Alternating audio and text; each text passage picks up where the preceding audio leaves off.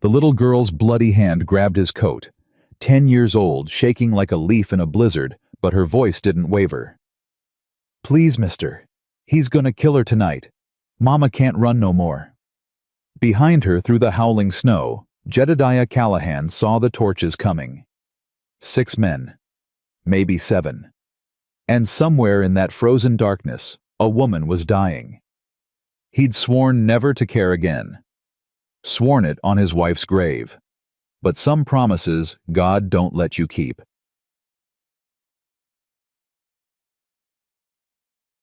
If this story touches your heart, subscribe and follow until the end. Comment your city below. I want to see how far this journey travels.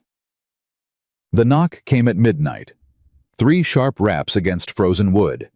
The kind of sound that splits through silence like a rifle crack. The kind that says somebody's life is hanging by a thread, and that thread is fraying fast. Jedediah Callahan sat up from his chair by the fire. His hand found the rifle before his mind caught up. 4 years alone had taught him that. 4 years of nobody coming to this cabin. 4 years of preferring it that way. He crossed to the door. Waited. The knock came again. Weaker this time. "Please." A child's voice. Thin. Desperate. "Please, somebody." Jed pulled the door open. A girl stood there. 10 years old, maybe 11. Her dress was torn. Blood ran down her chin from a split lip.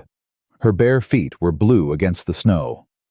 And in her arms, wrapped in what used to be a blanket, something small cried like a dying kitten. Behind her, through the swirling white, Jed saw them. Torches. 6 of them. Bobbing through the darkness like angry fireflies. Men's voices carryings on the wind. Hunting voices. The girl looked up at him. Her eyes were too old for her bones. Too knowing. The kind of eyes children get when they've seen things no child should see. "Please, mister." Her voice cracked. "He's gonna kill her tonight. Mama can't run no more." Jed's heart stopped. "Where's your mama?" "Back there." The girl pointed toward the torches. "She fell. Told me to run. Told me to find help." Her small body shook. "I didn't want to leave her, but she made me promise. She made me promise to save Grace." The bundle in her arms stirred. A baby. Couldn't be more than 8 months old. "Please." Tears froze on the girl's cheeks. "They're gonna hurt her. They're gonna hurt her bad." Behind her, the torches drew closer. The voices grew louder, and Jedediah Callahan stood in that doorway with ice forming on his beard, knowing that by dawn he'd have to choose. The law of men, or the law of what's right. In Montana territory, those two things weren't always the same. Jed pulled the girl inside, shut the door, barred it. "What's your name?" "Lucy." She was shaking so hard her teeth chattered. "Lucy Whitmore. This here's my sister Grace." "Who's coming, Lucy? Who's got those torches?" "My pa." The word came out like poison. "And his friends. Deputy Crane and his men." Deputy. That word landed heavy in Jed's chest. "Your pa's a lawman." "He's got a badge." Lucy's jaw tightened. "Don't make him law, just makes him mean with permission." Jed knelt down. Even kneeling, he towered over her. Folks called him the Mountain for a reason. 6'4", shoulders like an ox, hands that could crush stone. But his voice came out gentle. "Lucy, I need you to tell me everything. Fast. Before they get here." Lucy swallowed hard. Looked at her sister, then at him. "Mama came out here as a mail-order bride. 3 years ago. Pa seemed kind in his letters. Said he wanted a family. Said he'd take care of us. But he didn't." "No, sir." Lucy's voice went flat. "First night he hit her for cooking supper wrong. Second night he hit her for breathing too loud. By the end of the first week, Mama knew she'd made the worst mistake of her life. Why didn't she leave? Leave to where? Lucy looked at him like he'd asked the stupidest question in the world. She got no money, no family, no friends. The law says she's his property. The preacher says she made a vow before God. The whole town says she should be grateful he took her in. Jed's hands clenched into fists. What happened tonight? Mama tried to run. She's been planning for months, saving pennies, hiding bread. Tonight Pa came home drunk and mean, meaner than usual. He had a hot iron from the fireplace. Said he was going to teach her a lesson she'd never forget. Lucy's voice broke. So she grabbed us and ran. But the snow's deep. Grace is sick. Mama's leg is hurt from last time he pushed her down the stairs. We couldn't go fast enough. And now he's coming. Yes, sir. Lucy gripped his arm. Her little fingers dug in hard. But you're big. You're real big. Maybe you can stop him. Maybe you can save her. Jed looked at this child. This brave, broken child who'd walked through a blizzard barefoot to save her mother. Who'd kept her baby sister alive against all odds. Who'd found the one cabin in 50 miles that might have a man in it willing to help. Or unwilling. He should send her away. Should tell her this wasn't his fight. He'd learned that lesson hard. Getting involved with other people's troubles only led to graves. Clara's grave. Their baby's grave. 2 wooden crosses on a hillside that he visited every Sunday because it was all he had left. Some things a man couldn't survive twice. Mr. Lucy's voice trembled. Please, she's all I got. Outside, the torches were closer now, 100 yards, maybe less. Jed could hear them calling. Eleanor, you get out here right now. Woman, you're making this worse on yourself. Ain't no use running, you stupid. The rest was carried off by wind, but Jed heard enough. He looked at Clara's shawl hanging by the door, the one she'd been wearing when she died, the one he couldn't bring himself to put away because it still smelled like her.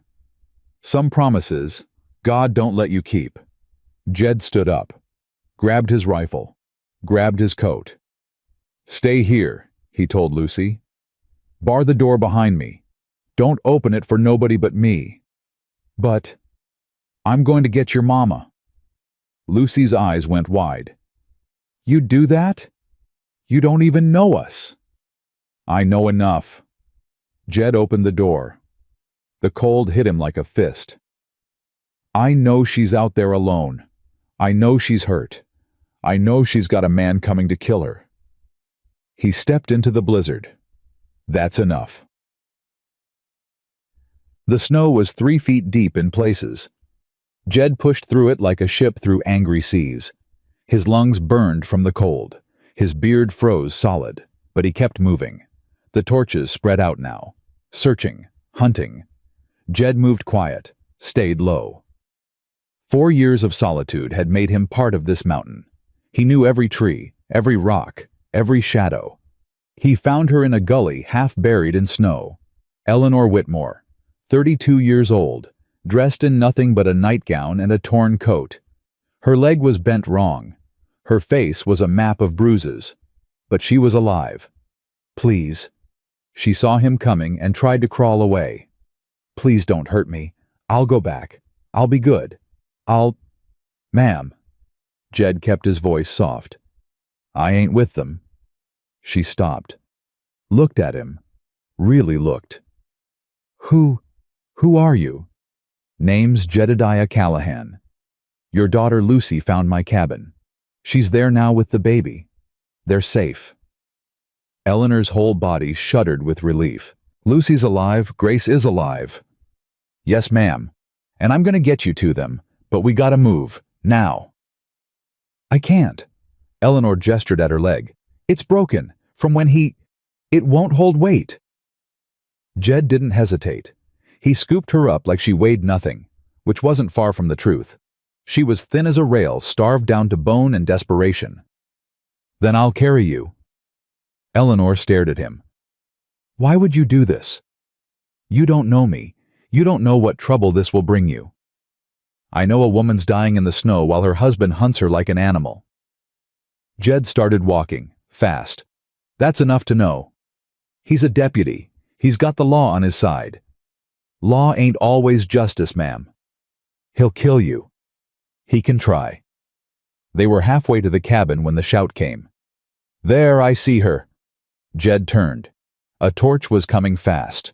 One man running through the snow. Big man. Mean face. Badge glinting on his coat. Victor Crane. Put her down, stranger. Crane's voice carried across the white. That's my wife you're holding. My property. Jed kept walking. I said put her down. And I said no. Jed didn't slow. She's hurt. She needs a doctor. She ain't going nowhere with you tonight. Who the hell do you think you are? Jed stopped, turned. Even in the darkness, even through the blowing snow, Victor Crane could see exactly who he was dealing with. A giant of a man. Shoulders like a mountain, eyes like winter itself. I'm the man standing between you and her. Jed's voice went cold. That's all you need to know. Crane laughed, nervous, trying to cover it with bravado. You know who I am. I'm Deputy Victor Crane. I got the law. I got 5 men with rifles. You're 1 man in a snowstorm. Seems like enough. Listen here, old man. I ain't old. Jed shifted Eleanor in his arms. She'd gone quiet, watching. I'm 44, and I've survived things that would have killed you 10 times over. So here's what's going to happen. I'm taking this woman into my cabin. I'm sending for a doctor. And in the morning we're going to figure out what's what. Like hell you are. If you're smart, you'll go home. Sober up. Think about what kind of man you want to be. Crane's face twisted with rage. She's my wife. The law says. The law says a lot of things. Jed turned and started walking again. Don't make all of them right. You'll regret this, stranger. You'll regret the day you crossed Victor Crane. Jed didn't look back. Already got a list of regrets, deputy. You ain't even in the top 10. He kept walking. The torches didn't follow. Not yet. They were regrouping, planning, waiting for daylight. Jed knew what that meant. This wasn't over. It was just beginning. The cabin was warm. Lucy had kept the fire going. Good girl. Brave girl. Jed laid Eleanor on the bed. His bed. The one he'd built for Clara. The one he'd slept in alone for 4 years. Mama! Lucy rushed over. Grace was still in her arms, crying weakly. Mama, you're alive. Baby? Eleanor reached up, touched her daughter's face. My brave baby. You did it. You found help. He saved you, Mama. The big man saved you. Eleanor looked at Jed. Her eyes were wet. I don't know how to thank you. Don't need thanks. Jed was already moving, checking the windows, the door, the rifle. Need you to tell me everything. How many men does your husband have? What's their temperament? How long before they come back? Eleanor tried to sit up, winced, fell back. He's got 5 regular drinking buddies, all mean, all armed. They do whatever Victor says because Victor's cousin is the sheriff. Nobody crosses the Crane family in Silver Fork. Silver Fork, that the town, 20 miles south, small, maybe 300 people. Victor's been deputy for 5 years.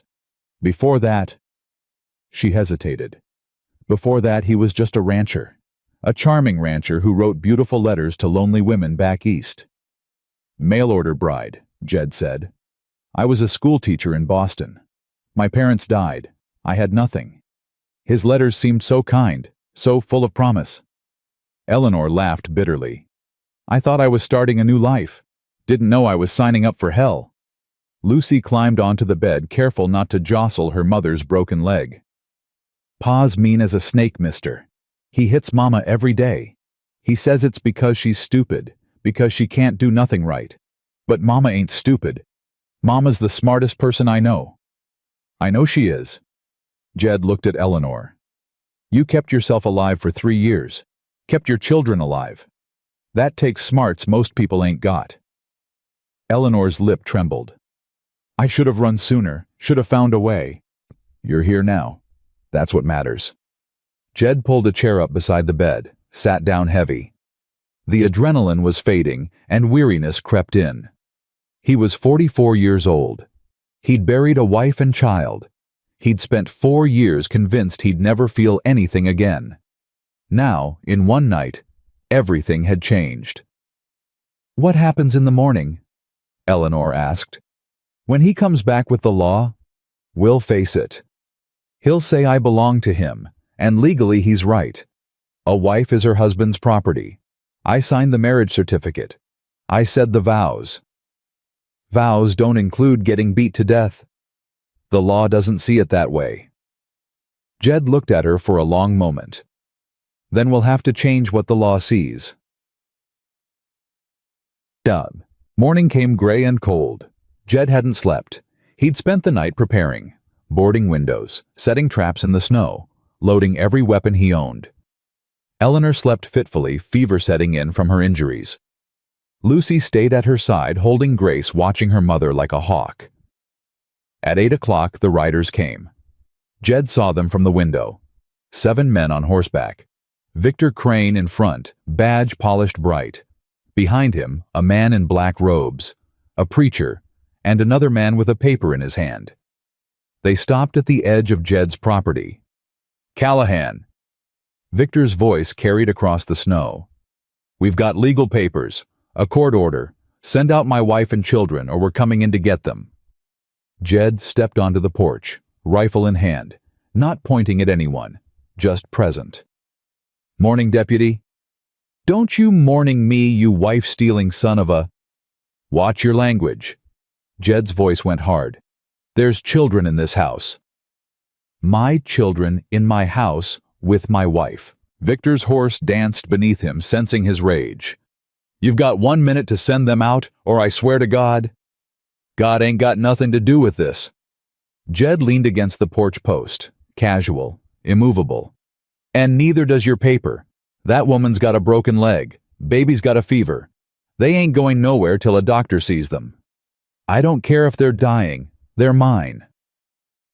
Property don't have broken bones. Deputy, people do. The preacher rode forward. Reverend Isaiah Blackwood. Jed recognized the type. All righteousness and no mercy. Mr. Callahan, the Reverend said smoothly. Perhaps we can discuss this like civilized men. The sanctity of marriage is a sacred bond. Whatever difficulties may exist between husband and wife, it's not our place to interfere. I ain't interfering with marriage, Reverend. I'm interfering with murder. Murder. The Reverend looked shocked. Well-practiced shock. Those are serious accusations. She's got 17 injuries I can count without even looking close. 3 broken ribs, a fractured wrist never set right, burns from hot irons. That sound like a loving husband to you? The men behind Victor shifted uncomfortably. Some of them maybe had consciences. Most didn't. Lies, Victor spat. She's clumsy, falls a lot. I've been nothing but patient with her. Then you won't mind waiting while Doc Morrison comes out to examine her. If she's just clumsy, his report will clear you. If she ain't... Jed shrugged. Well, then we'll see what a federal marshal has to say about it. That word landed like a bomb. Federal. Victor's face went white. You wouldn't. Already sent a rider this morning. Should reach Cheyenne by nightfall. Marshal should be here in 3 days. Jed smiled.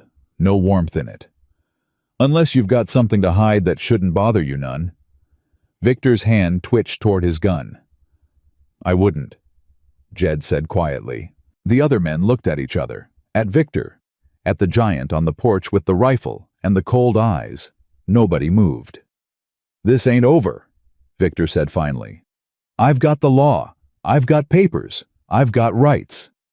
You've got 3 days to figure out if your rights are worth dying for. Jed went back inside, closed the door, barred it. Eleanor was awake, watching. You really send for a federal marshal? No. Jed set his rifle down. But they don't know that. He'll find out you're bluffing. By then I'll have figured out something else. Why are you doing this? Eleanor's voice broke.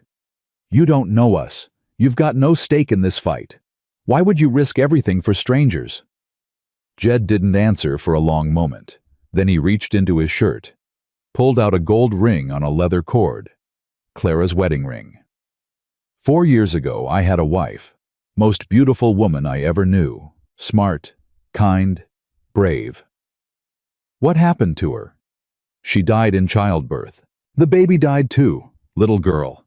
Never even got to hold her. Eleanor's hand went to her mouth. The doctor came too late.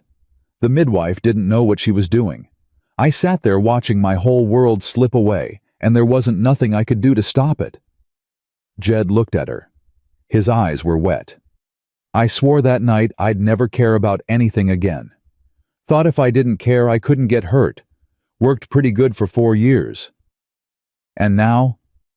Now your daughter showed up at my door with blood on her face and a baby in her arms asking me to save her mama. And I realized something. What?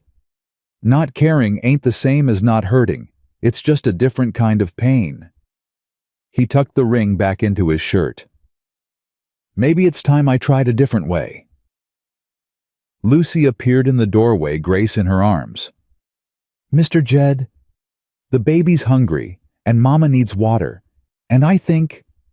She stopped, looked at her mother, at Jed, at the tears on both their faces. Are you two okay? Jed wiped his eyes, stood up. We're okay, little one, just having a grown-up talk. About what? Jed looked at Eleanor. Eleanor looked at him. Something passed between them.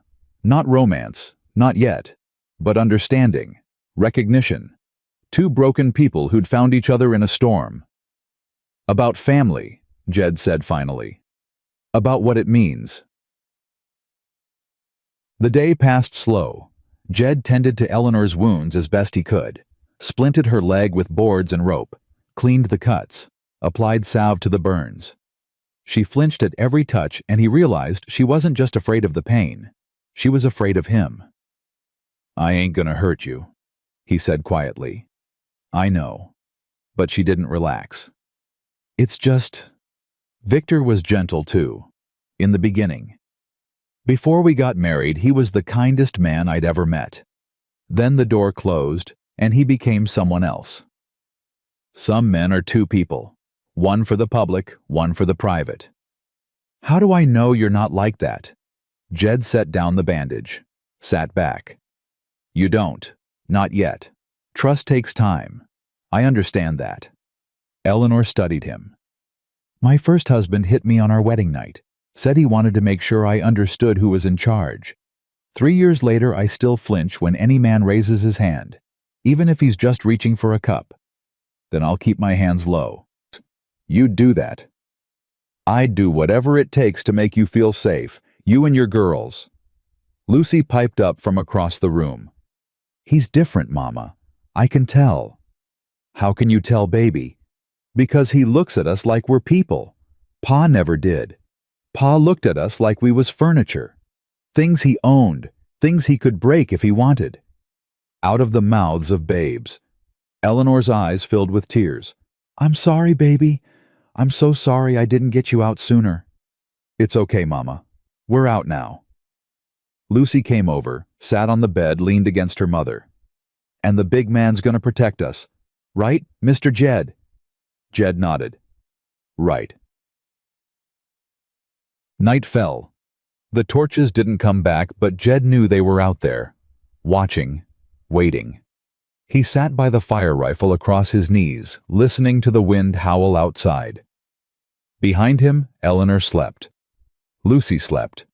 Grace slept. 3 lives that hadn't existed in his world 24 hours ago. Now they were everything. Around midnight, he heard it. Scraping. At the window. Jed was on his feet in an instant, rifle up. A face appeared in the glass. Old. Weathered. Familiar. Doc Samuel Morrison. Jed let him in.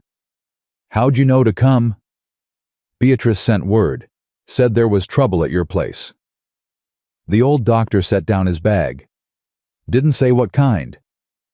Woman and 2 children, deputy's wife. She ran and he's hunting her.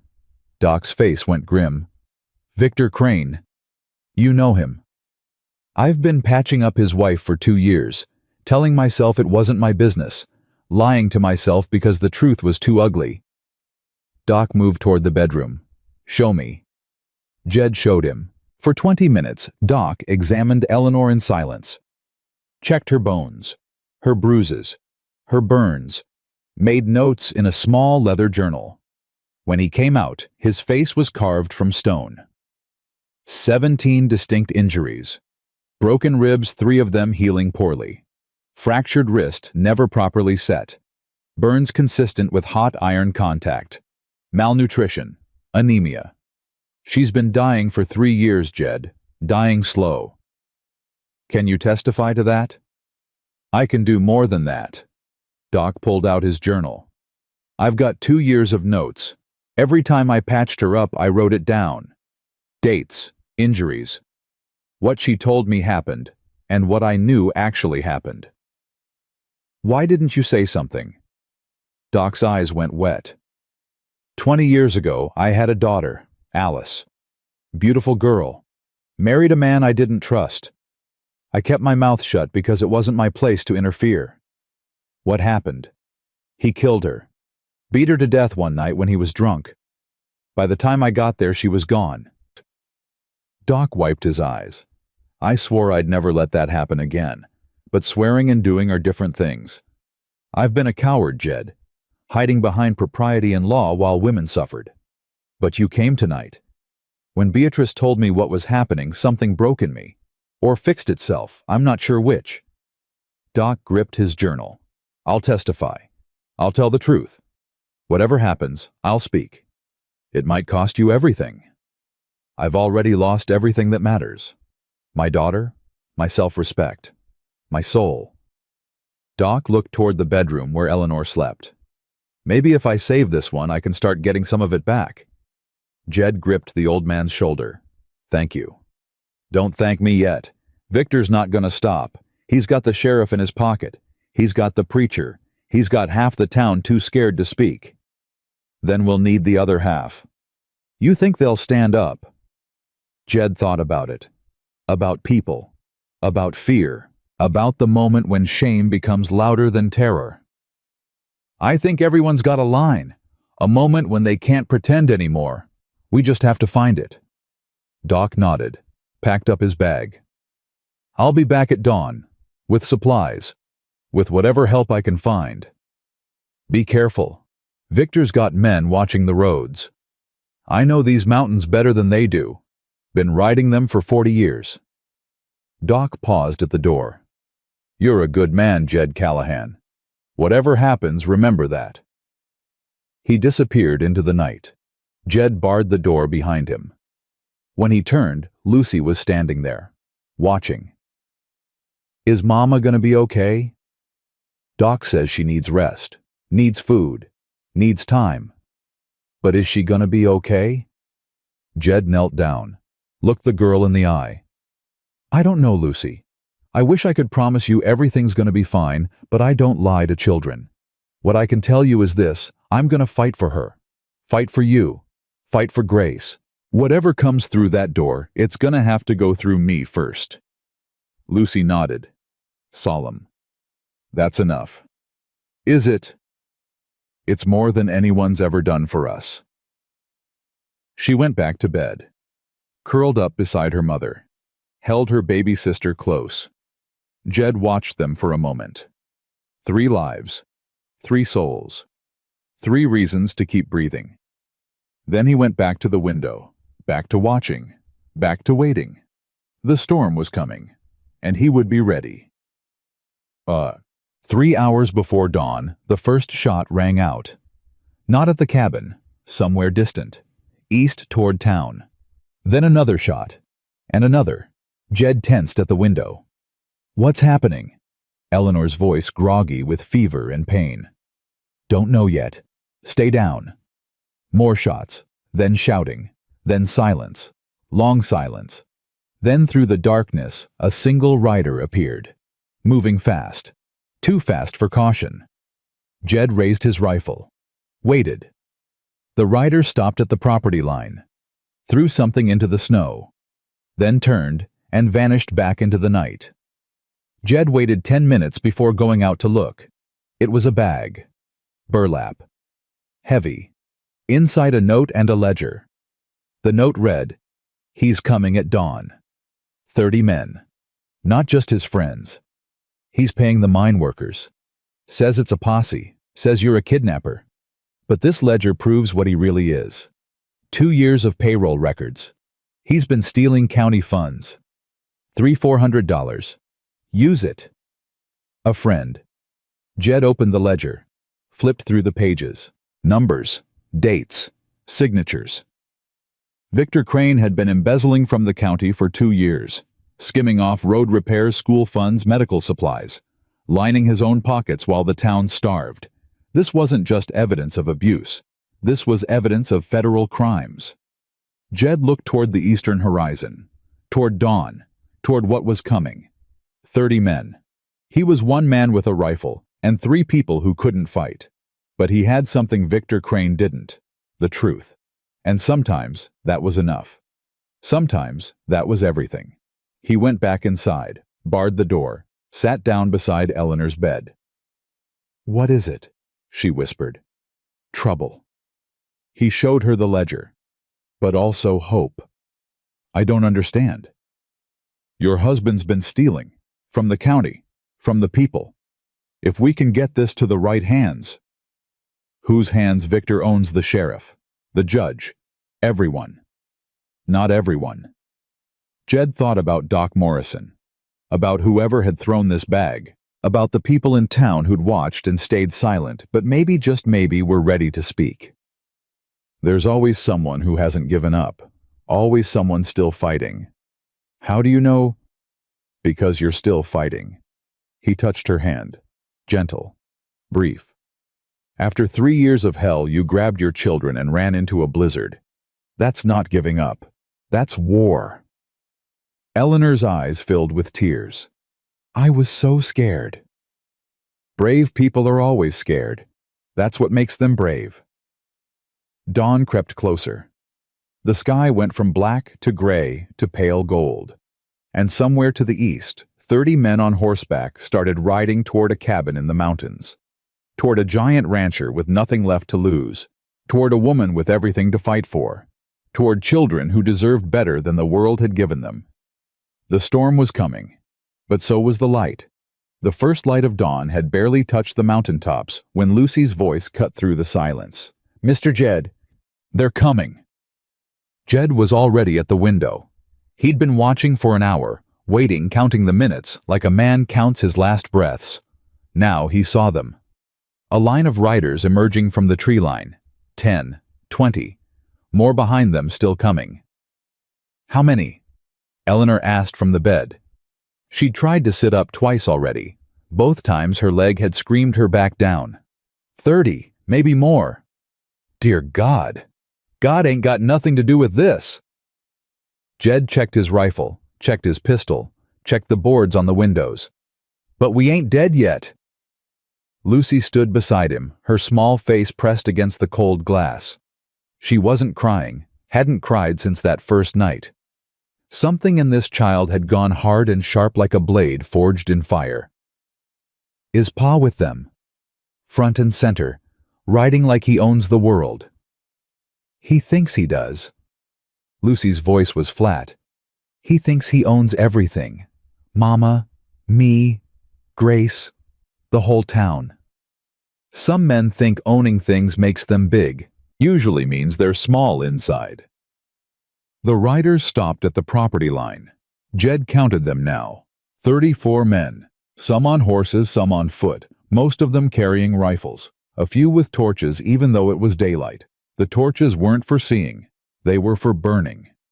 Victor Crane rode forward. His badge caught the morning sun flashing like a warning. "Callahan." Jed didn't move from the window. "I've got a legal posse here. 34 men deputized by Sheriff Thomas Crane. You're harboring a fugitive and 2 kidnapped children. Come out now or we're coming in." Eleanor grabbed Jed's arm. Her grip was weak, but her eyes were fierce. "Don't go out there. He'll kill you." "He'll try.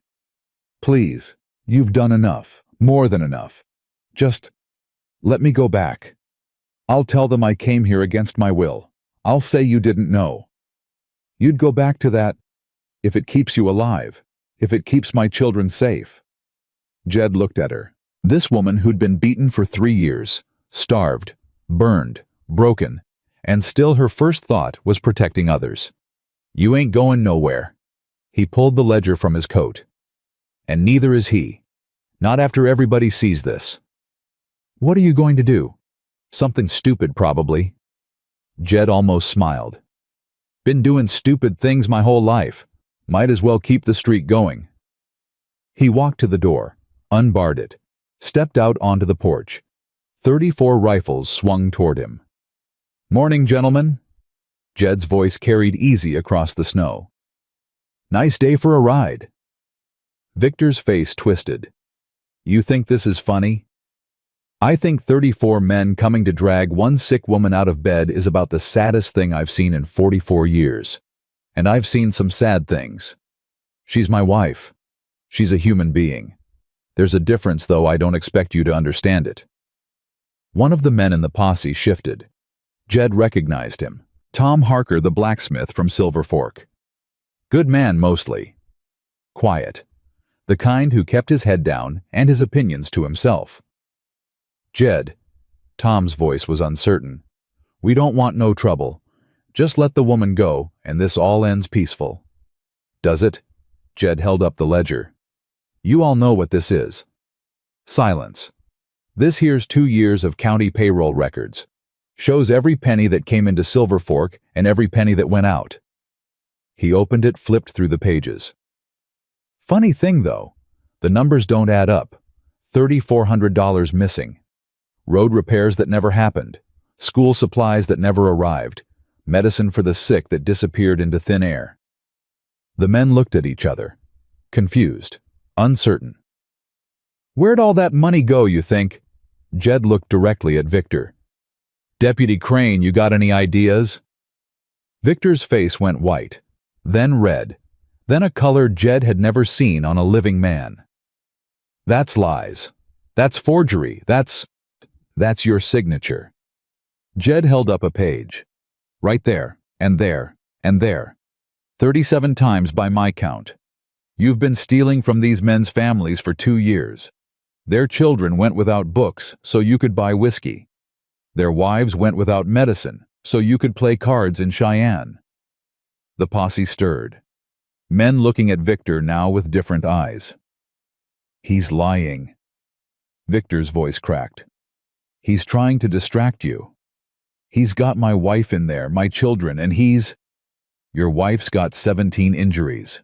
Jed's voice cut through. "Broken ribs, broken wrist, burns from hot irons. Doc Morrison examined her last night. He's got records going back 2 years.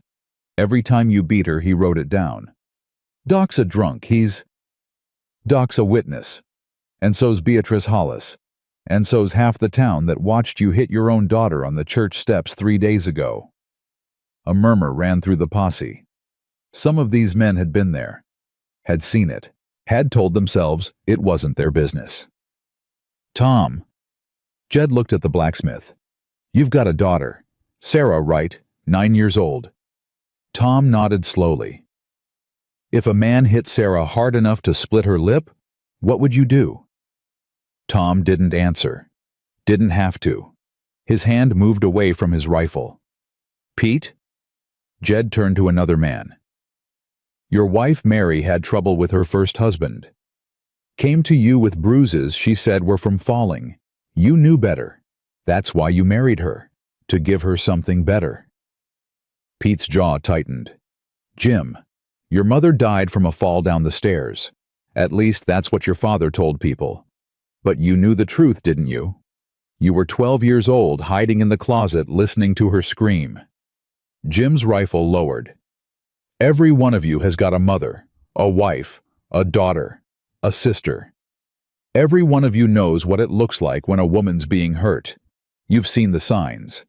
You've told yourselves it wasn't your place to interfere. Jed stepped forward. One step, then another. Well, I'm telling you now, it is your place.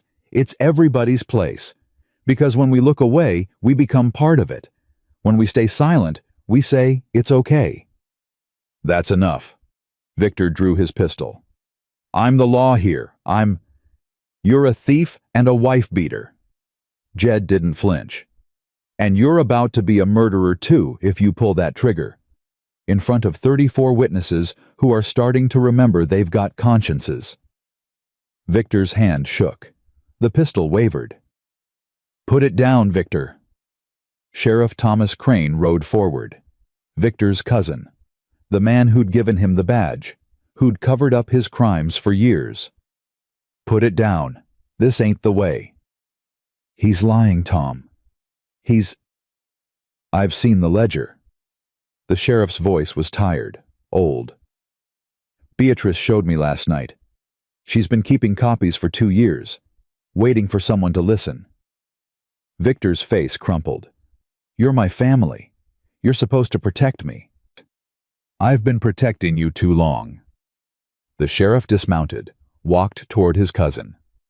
Should have stopped you years ago, when Martha first came to me with bruises, when she begged me to help her. She's my wife. She's a woman, Victor, a person, not a punching bag. The sheriff held out his hand. Give me the gun. Give me the badge. This is over. For a long moment, nobody breathed.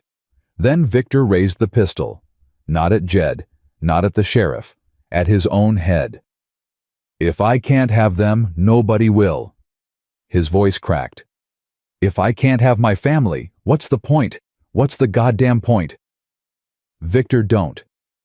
Tell Eleanor I loved her. Tell her I'm sorry. Tell her... The shot rang out, but not from Victor's gun. Jed had moved faster than anyone could follow.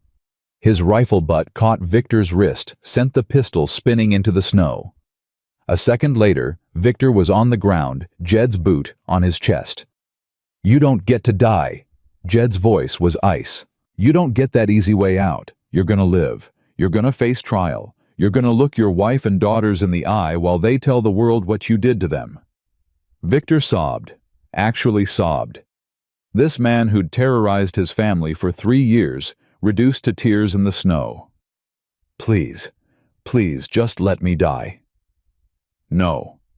Jed looked up at the posse, at the sheriff, at the 34 men who'd come to drag a woman back to hell. Anybody else want to fight for this man? Anybody else think he's worth protecting? Silence. One by one, the men lowered their rifles. Some turned their horses and rode away.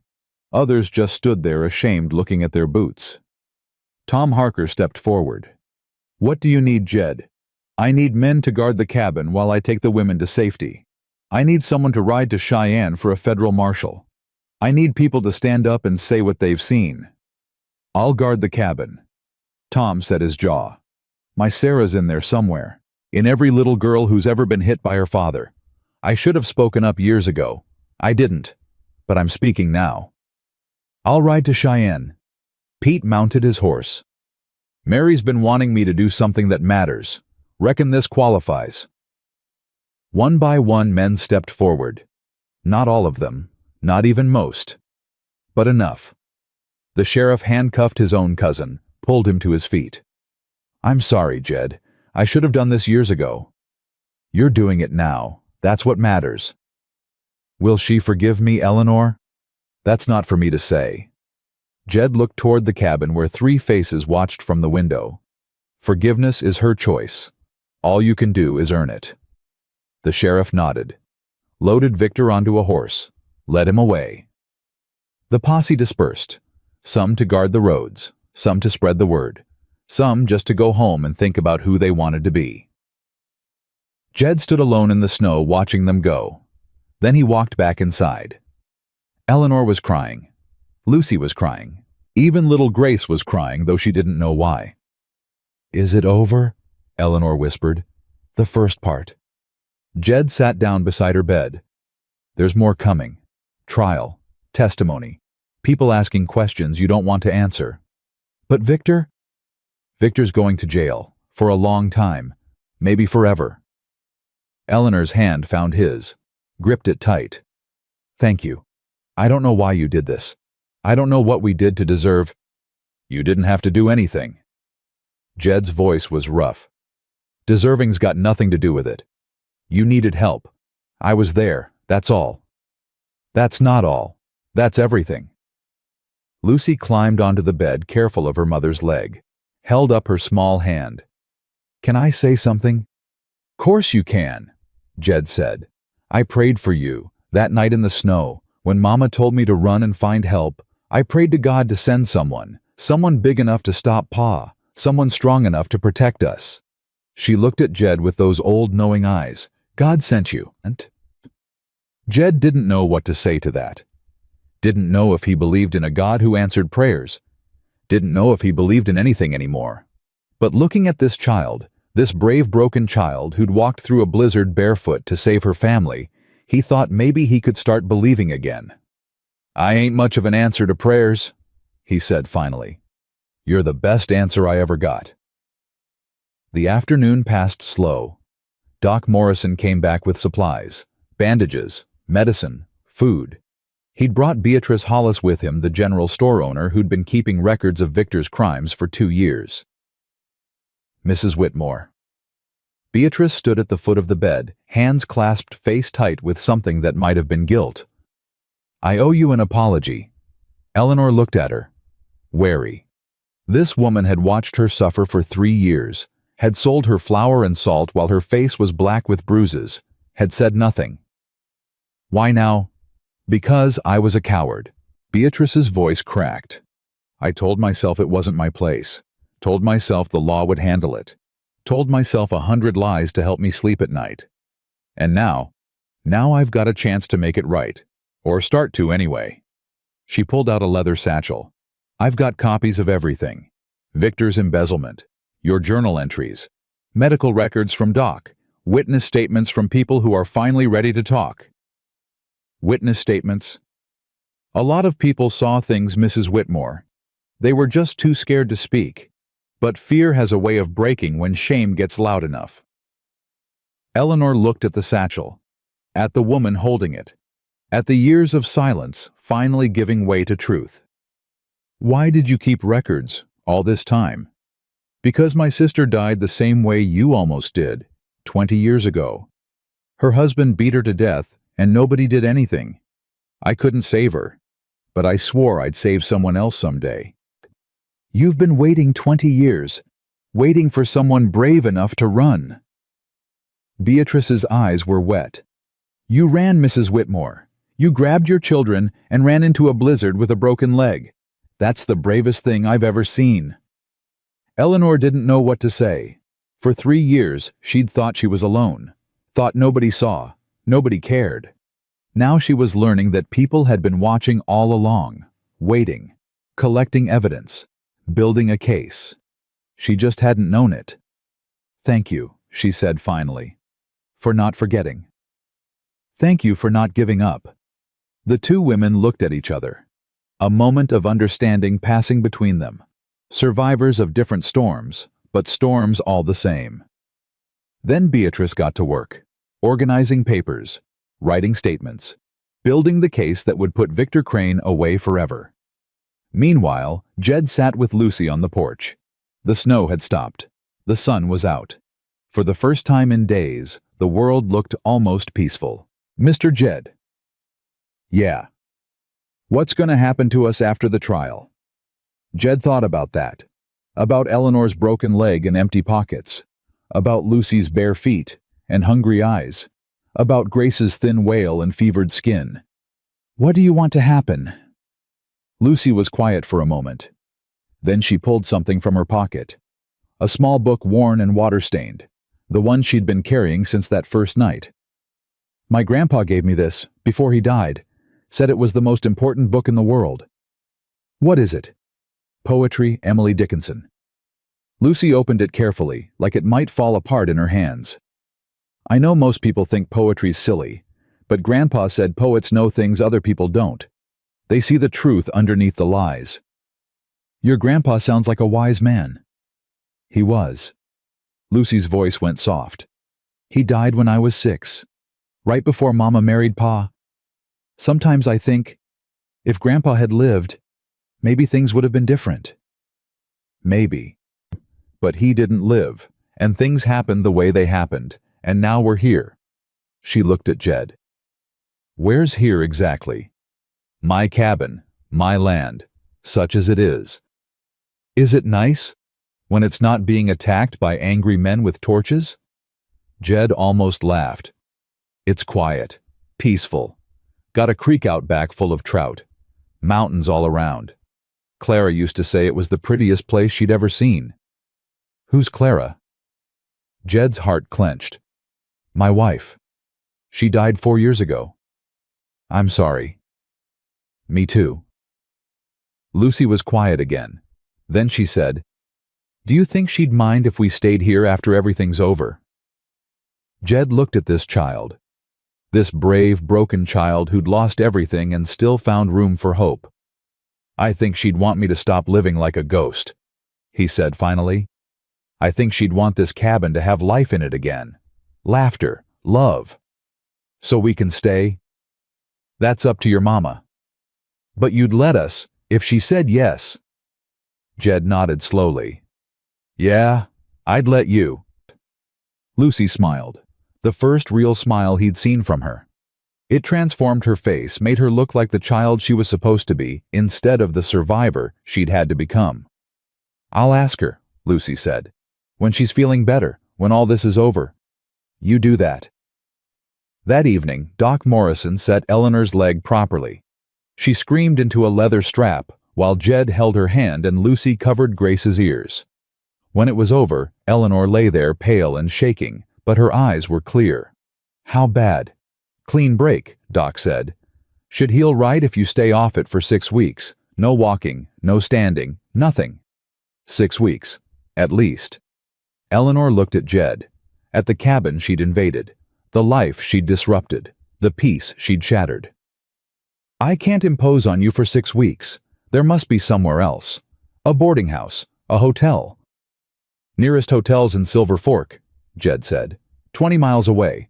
And even if you could get there, Victor's got friends. People who might not take kindly to you showing your face. So I'm stuck here. You're safe here. Jed stood. There's a difference. But your life, your routine. My life was empty. My routine was dying slow. He looked at her, and something in his eyes made her breath catch. Maybe getting interrupted was the best thing that could have happened. Eleanor didn't know what to say to that. Neither did Jed apparently, because he turned and walked outside, left her lying there with a set leg and a confused heart. Beatrice watched him go, then looked at Eleanor. That's a good man. I know.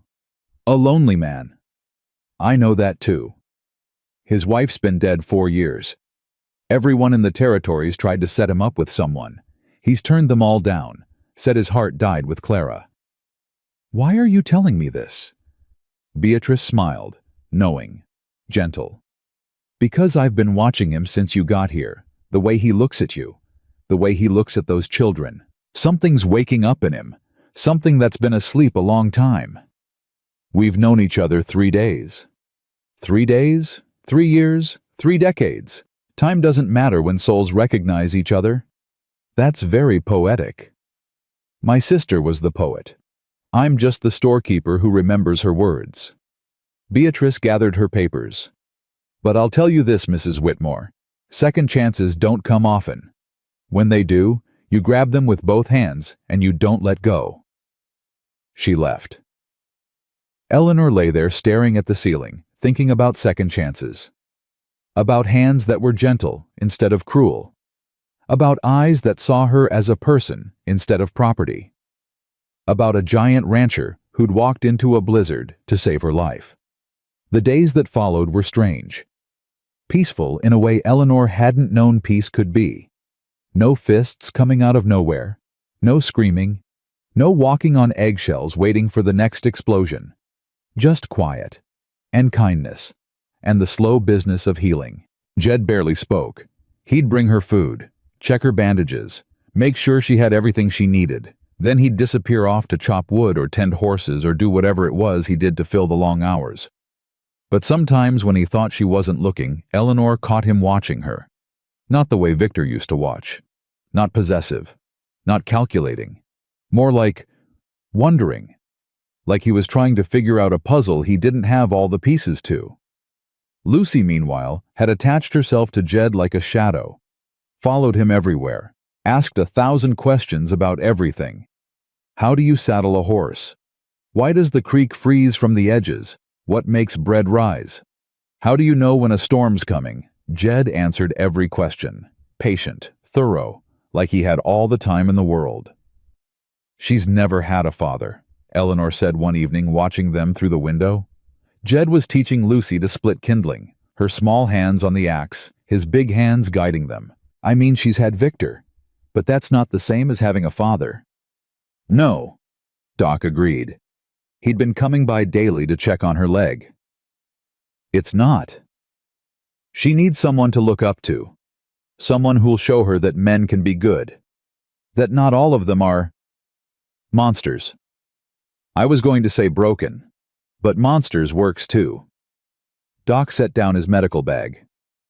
Can I tell you something as a doctor and as a man who's seen too much? Of course. That child is remarkable. What she's been through would have destroyed most adults. But she's still standing, still fighting, still hoping. She gets that from her grandmother, my mother, strongest woman I ever knew. And you, where do you get your strength? Eleanor thought about that. I don't feel strong. I feel like I'm barely holding on, like one strong wind could blow me apart. That's what strength feels like, when you're in the middle of it. Doc smiled sadly. The people who think they're strong usually aren't. It's the ones who feel like they're breaking, who are actually holding the world together. Is that supposed to be comforting? It's supposed to be true. Comfort's extra. That night, Eleanor couldn't sleep. Her leg ached. Her mind raced. Every time she closed her eyes, she saw Victor's face, heard his voice, felt his fists. She'd escaped him. She knew that. He was in jail. He couldn't hurt her anymore. But the body remembers. The heart remembers. 3 years of terror don't disappear in a week. Around midnight, she heard movement in the main room.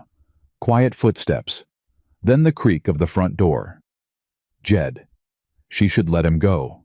Should mind her own business. He was allowed his privacy, his midnight walks, his grief. But something made her call out.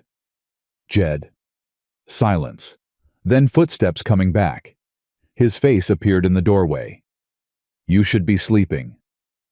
Can't. Leg hurting. Not the leg. She paused. Would you sit with me just for a while? He hesitated. She could see the war in his eyes. The wanting and the fear. The loneliness and the walls he'd built against it. Then he nodded. He pulled the chair up beside her bed. Sat down heavy. His hands rested on his knees, big and scarred and gentle. What's keeping you awake? He asked. Memories? Fears? The usual. The usual? He almost smiled. Ain't nothing usual about what you've been through. Maybe not, but it feels usual now. I've been scared so long I don't know how to stop. You don't stop, not all at once. You just wake up one day and realize you were scared yesterday, but you're a little less scared today. Then you wake up again and you're a little less scared than that. Eventually the fear gets small enough to carry. Is that what happened with you? After Clara? Jed was quiet for a long moment. After Clara, I wanted to die. Every day for a year, I woke up wishing I hadn't. The only reason I kept going was because dying would have meant giving up, and she wouldn't have wanted that. She sounds like she was wonderful. She was smart, funny, stubborn as a mule in a mud puddle. His voice softened. She used to sing while she cooked. Terrible voice. Couldn't carry a tune in a bucket. But I'd sit there listening like it was the prettiest sound in the world. Do you miss her? Every day, every hour, every minute. He looked at Eleanor. But lately I've started missing her differently. Not like something's been torn out of me. More like she's a part of me now. In my blood, my bones. She's gone, but she's not. That's beautiful. That's survival. You do what you have to do to keep breathing. They sat in silence for a while. The fire crackled. The wind blew outside. Grace made small sounds in her sleep. "Can I ask you something?" Eleanor said. "Anything. Why did you help us? Really, you could have turned us away. Could have minded your own business. Could have let Victor take us back." Jed thought about that. When Lucy showed up at my door bloody and desperate holding her baby sister like the whole world depended on it, I saw Clara. Not her face, not her voice. Just her spirit. That fierce, stubborn, never-give-up spirit. And that made you help. That made me realize I had a choice. I could let another woman die while I watched, or I could do something. Be someone. For the first time in 4 years, I could matter again. He looked at her. His eyes were wet. "You didn't just need saving, Eleanor. I did too. You just didn't know it." Eleanor reached out, took his hand. He flinched. Not from pain. From surprise. From the unfamiliar feeling of touch that wasn't violent. "Thank you," she whispered, "for choosing us. Thank you for knocking on my door." They sat there hand in hand while the night deepened around them. Two broken people finding pieces of each other that fit. Not love, not yet, but something that could become love if given time and care. The fire burned down to embers. Outside, the stars wheeled overhead. And somewhere in the darkness, hope began to grow. Morning brought visitors. Tom Harker arrived first with news from town. Victor was being transferred to Cheyenne for trial. The federal marshal had arrived the day before. Things were moving fast. "People are talking," Tom said. "The whole territory knows what happened. What Victor did. What you did to stop him." "I didn't do anything," Jed said. "Just told the truth." "Truth's more than most people do." Tom shifted uncomfortably. "Listen, I came to say, I'm sorry. Should have spoken up years ago. Should have done something. You're here now. Is that enough?" Jed looked at this man, this ordinary man who'd stayed silent while evil happened, who'd made excuses, who'd looked away. "It's a start," he said finally. "Being sorry's easy. Doing something's hard. You want to make it right. Find someone who needs help and help them. That's how you pay back what you owe." Tom nodded, thoughtful, changed. Then came Beatrice with more papers to sign. Reverend Blackwood with apologies that rang hollow but might become sincere. Neighbors who'd never spoken to Jed in 4 years suddenly wanting to know how he was doing. How the woman was doing. How the children were doing. Jed accepted their curiosity. Didn't trust it, but accepted it. People were watching now. That could be good or bad depending on how things went. But one visitor surprised him. Sarah Crane, Victor's mother. She arrived alone on a horse that had seen better days, her face weathered by grief and shame. "Mrs. Crane." Jed stood on the porch blocking her way. "I'm not sure you should be here." I know I'm probably the last person you want to see." Her voice shook. "But I had to come. I had to say—" She stopped, covered her face with her hands. When she looked up, tears were streaming. "I knew. All these years I knew what he was doing. He's my son, my boy, but I knew. And I said nothing." "Why are you telling me this?" "Because I want Mrs. Whitmore to know. I want her to know that someone in my family sees her, believes her, is sorry. Jed studied this woman, this mother of a monster, looking for the monster in her, looking for the lies. He didn't find them. "Wait here." He went inside, told Eleanor, watched her face cycle through emotions, shock, fear, anger, confusion, and finally something like pity. "Let her in." "You sure?" "No, but let her in anyway." Sarah Crane walked into that cabin like she was walking to her own execution, head bowed, shoulders hunched, carrying the weight of her son's sins. She knelt beside Eleanor's bed. "I'm sorry. I'm so sorry. There aren't words for how sorry I am." Eleanor looked at this woman, saw the guilt eating her alive, saw the mother trying to understand how her child became a monster. "Did you know before I married him? No, I swear, he was always difficult. But I never thought, I never imagined." "When did you know?" "The first year. You came to church with bruises, said you fell. I knew it was a lie. I knew because—" Sarah's voice broke. "Because my husband did the same thing to me. For 20 years. Same lies.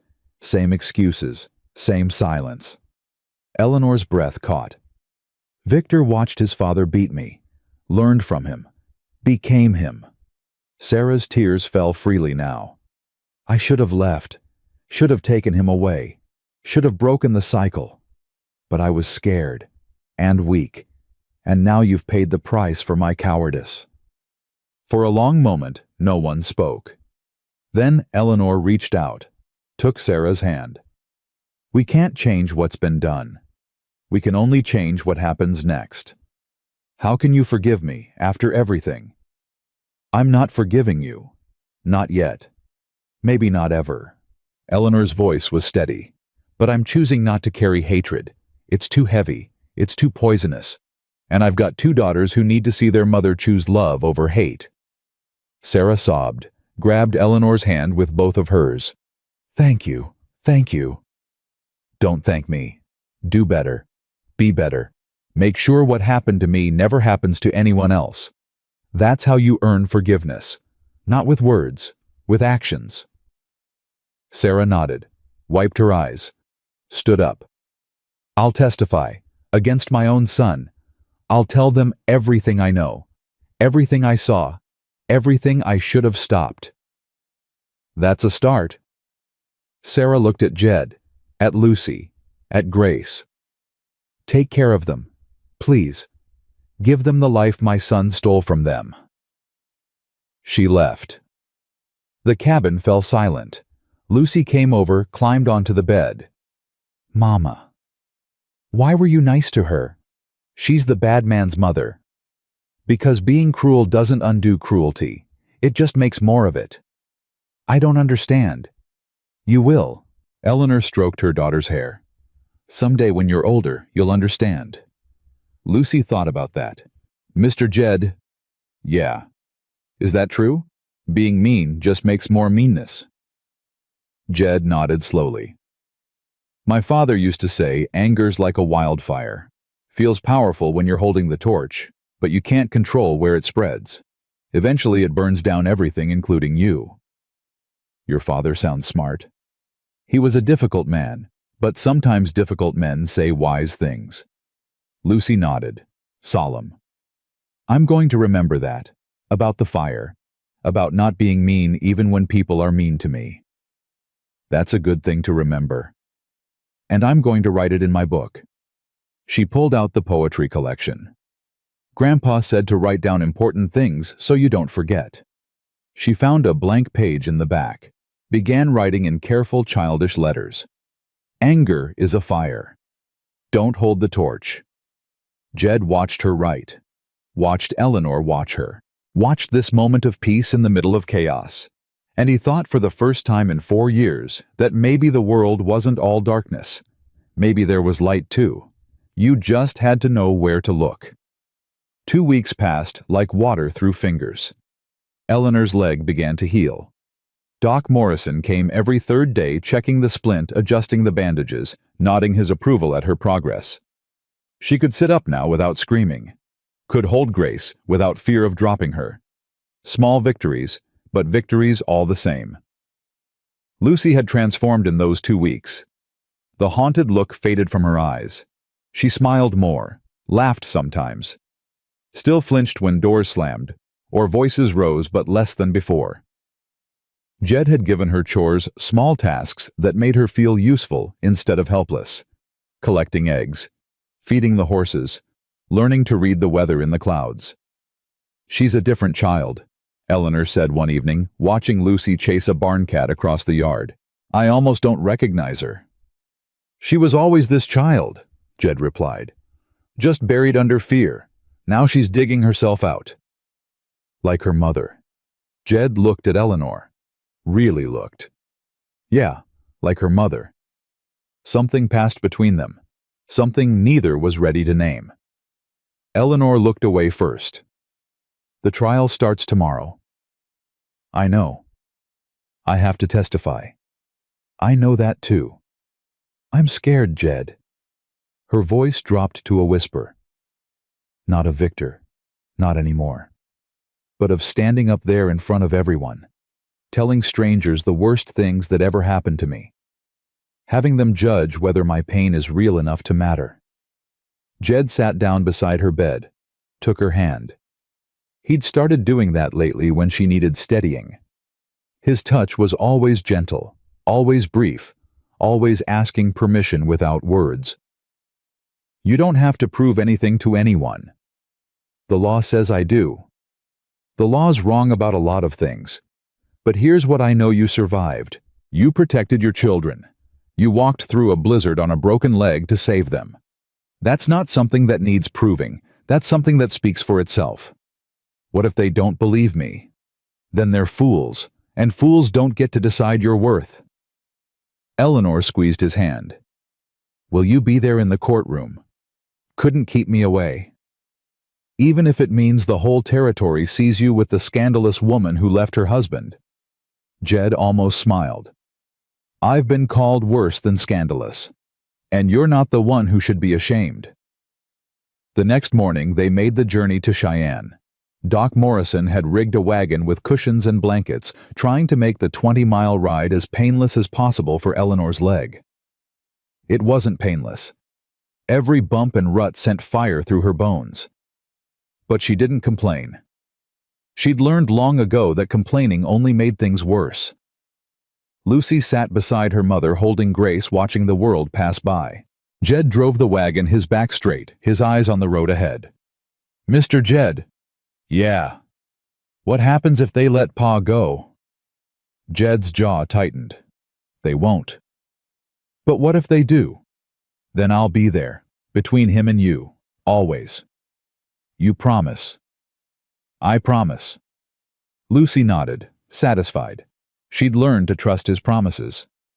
They were different from her father's promises, which came wrapped in honey and ended in blood. Cheyenne was bigger than Silver Fork, louder, more people, more buildings, more everything. Eleanor hadn't seen this many faces since leaving Boston 3 years ago. The courthouse sat at the center of town, a brick building with white columns that were supposed to look dignified, but mostly looked pretentious. A crowd had already gathered outside. Word had spread about the trial, about the deputy who beat his wife, about the rancher who'd saved her, about the child who'd walked through a blizzard barefoot. People loved a story, especially a story with villains and heroes. "There she is," someone shouted as the wagon approached. "That's the woman." Faces turned. Eyes stared. Eleanor felt herself shrinking, wanting to disappear into the blankets. Jed jumped down from the wagon, positioned himself between Eleanor and the crowd. "Make way. She's injured. She needs to get inside." The crowd parted. Some looked sympathetic, some looked curious. A few looked hostile women, mostly, who'd spent their whole lives being told that a wife's place was with her husband no matter what. "Jezebel," one woman hissed. "Homewrecker." Jed stopped, turned. "What did you call her?" The woman paled, stepped back. I didn't mean..." You called a woman who's been beaten half to death a Jezebel. You called a mother who nearly died protecting her children a homewrecker. Jed's voice was quiet. Dangerous. You want to say that again louder, so everyone can hear. The woman fled. Jed helped Eleanor out of the wagon, carried her up the courthouse steps. Lucy followed Grace in her arms, her small face set in determination. Inside the courtroom was packed, every seat taken, people standing along the walls, the air thick with anticipation and judgment. Judge Harrison Wells sat at the front, a gray-haired man with spectacles and a reputation for fairness. Federal judge, not territorial. That mattered. Federal judges answered to Washington, not to local sheriffs and their corrupt cousins. Victor Crane sat at the defendant's table. Eleanor saw him and froze. Even in chains, even in prison clothes, he looked like the man she'd married. Handsome, charming, the kind of face that made women trust him, the kind of smile that hid teeth. Easy. Jed's voice was in her ear. I've got you. I can't do this. You can. You've done harder. He's looking at me. Let him look. He can't touch you. Not anymore. Jed carried her to a seat in the front row, set her down gently. Lucy pressed close on one side. Beatrice appeared on the other. You're not alone, Beatrice whispered. Look around. Eleanor looked. She saw Doc Morrison, his medical bag clutched in his lap, ready to testify. She saw Tom Harker and his wife, who'd brought their daughter Sarah as a reminder of what was at stake. She saw other women, some she recognized from Silver Fork, some she didn't. Women with bruises they'd learned to hide. Women with stories they'd never told. Women who'd come to see one of their own fight back. All rise. The room stood. Judge Wells entered. The trial began. The prosecutor was a young man named David Chen. Sharp eyes, quick mind. He'd come from San Francisco specifically for this case. Said it mattered. Said it would set precedent. Ladies and gentlemen of the jury, Chen began. This case is not complicated. Victor Crane systematically abused his wife for 3 years. Beat her, burned her, broke her bones. When she finally found the courage to escape, he gathered a mob to drag her back. The evidence is overwhelming. The witnesses are numerous. Your only job is to look at the truth and call it what it is. Victor's defense attorney, a slick man named Pemberton, who'd come up from Denver, stood next. Ladies and gentlemen, my client is not a monster. He's a husband, a father, a deputy who served his community faithfully for 5 years. Yes, his marriage had difficulties. What marriage doesn't? But this case isn't about a man disciplining his household. It's about a woman who abandoned her vows, took his children, and turned the whole territory against him with wild accusations. Eleanor's stomach churned. The first witness was Doc Morrison. Dr. Morrison. Chen said, you examined Mrs. Whitmore. Tell us what you found. Doc opened his notebook.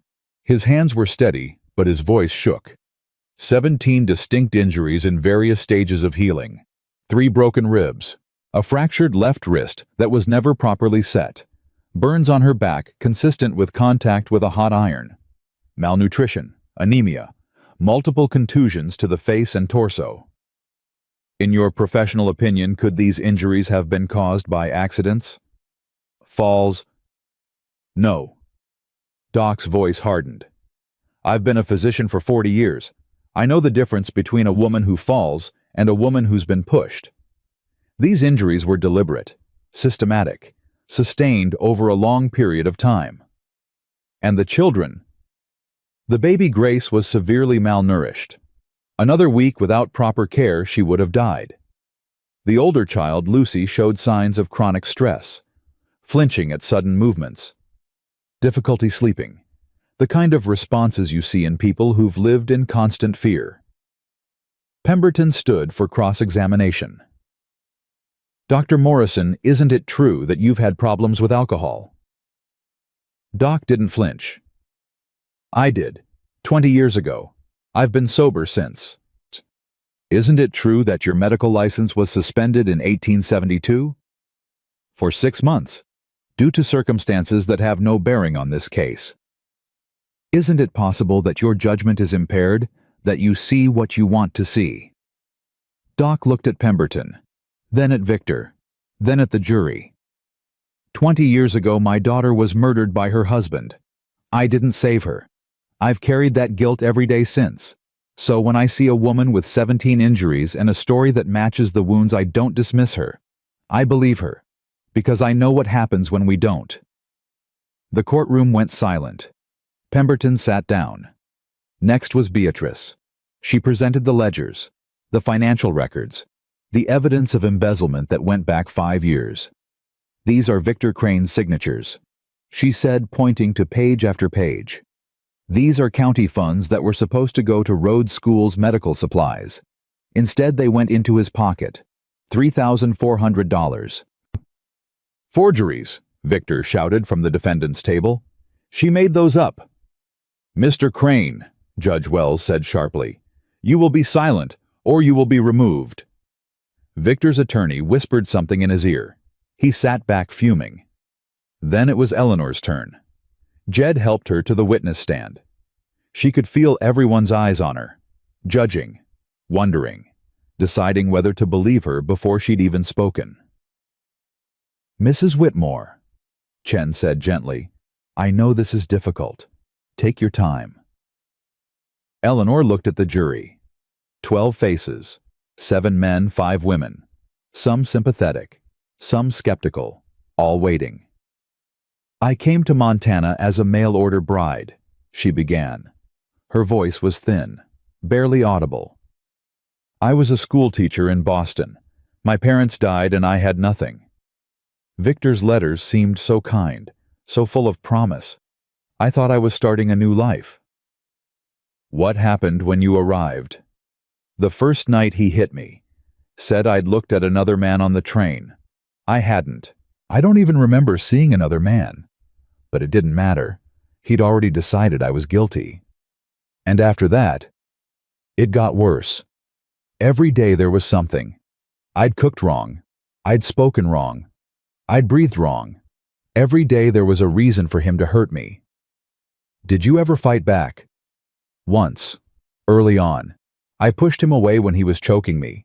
He broke my arm for that. Said if I ever raised a hand to him again, he'd kill me. I believed him. Why didn't you leave? Eleanor laughed.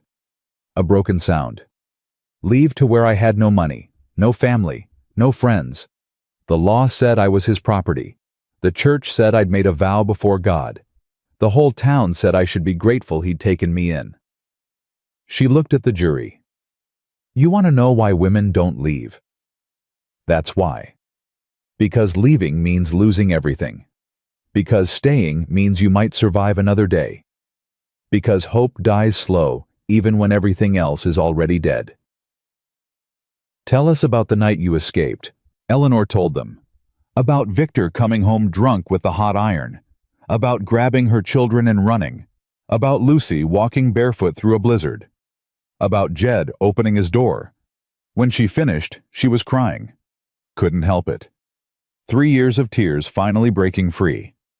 Pemberton stood for cross-examination. His smile made Eleanor's skin crawl. Mrs. Whitmore, isn't it true that you've been living with another man since leaving your husband? I've been recovering from my injuries in Mr. Callahan's cabin. He's been a gentleman. A gentleman. And yet you've been sharing his home, his meals, his bed. He gave me his bed because I was injured. He slept on the floor. So you say.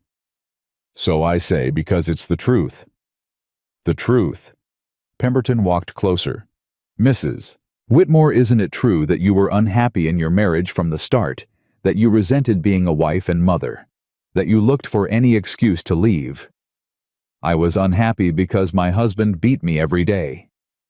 Or perhaps you provoked him. Perhaps you made his life so difficult that he lost his temper occasionally. Isn't that what happened? Eleanor stared at this man, this well-dressed man who was trying to turn her suffering into her fault. Mr. Pemberton, she said quietly, if I provoked my husband by existing, by breathing, by being alive, then yes, I suppose I'm guilty. But I don't think existing is a crime. I don't think breathing deserves punishment. And I don't think any woman anywhere has ever provoked the kind of treatment I received. But he broke my ribs for burning dinner. He burned me with an iron for speaking to a neighbor. He fractured my wrist for crying too loud. What did I do to provoke that? What could anyone do to deserve that? Pemberton opened his mouth, closed it, looked at the jury. They weren't looking at him. They were looking at Eleanor. No further questions. The trial continued for 2 more days. Witness after witness took the stand. Tom Harker, who'd seen Victor hit Eleanor in the street. Mrs. Chen from the boarding house, who'd heard screaming from the Crane residence at night. The Reverend Blackwood, who'd finally found his conscience and admitted to ignoring signs of abuse for years. And Lucy. She'd insisted on testifying. Eleanor hadn't wanted it. Hadn't wanted her daughter to relive the horror in front of strangers. But Lucy had been firm. I have to tell them, Mama. They need to hear it from someone who saw. So she took the stand, 10 years old, holding her poetry book like a talisman. Lucy, Chen said gently, can you tell us what life was like at home? Lucy looked at her father. For a long moment, she didn't speak. Then she turned to the jury. Pa hit Mama every day, every single day. Sometimes with his hand, sometimes with his belt, sometimes with whatever was close. I used to hide under my bed and cover my ears, but I could still hear her screaming. Did he ever hurt you? Once. I tried to stop him from hitting Mama. He knocked me down, split my lip. She touched her face where the scar was still visible. Mama tried to protect me after that. Said I should stay quiet, stay small. Don't make him notice you. Were you scared of your father? Every day, every night. Even when he was being nice, I was scared, because nice always ended, and what came after was always worse. What do you mean worse? Lucy's voice dropped. The nice times were when he was setting a trap, being sweet so we'd let our guard down. Then when we relaxed, when we thought maybe this time he'd changed, he'd do something terrible. Break something, hurt someone, remind us that we belong to him. Lucy. Pemberton stood for cross-examination. You love your father, don't you? Lucy thought about that. I don't know what love means. I know what fear means. I know what pain means. If that's love, then no. I don't love him. I don't think I ever did. Pemberton had no response to that. On the 3rd day, Victor took the stand in his own defense. He'd cleaned up, shaved, put on the charming face that had fooled Eleanor 3 years ago. But Eleanor saw through it now, saw the rage behind the smile, the cruelty behind the charm. I love my wife, Victor said, his voice cracking with well-practiced emotion. I've always loved her. Yes, we had problems. What marriage doesn't. But I never meant to hurt her. I never wanted to cause her pain.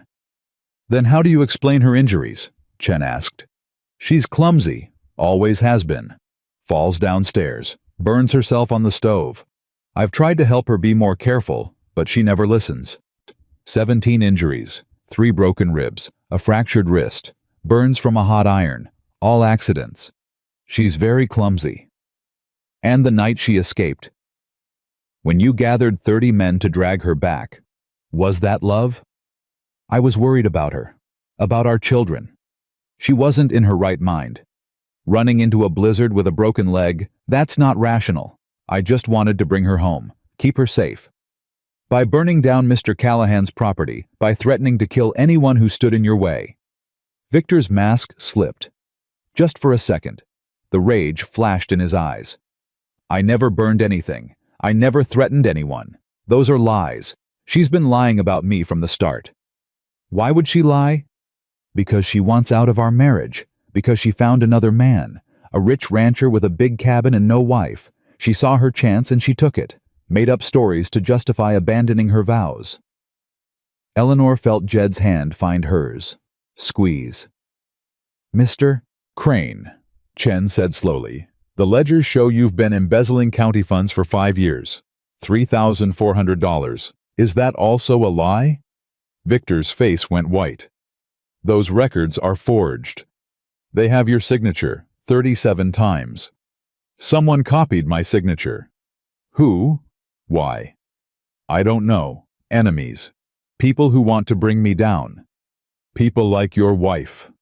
Your daughter. The dozens of witnesses who've testified to your abuse. Yes, Victor was shouting now. All of them.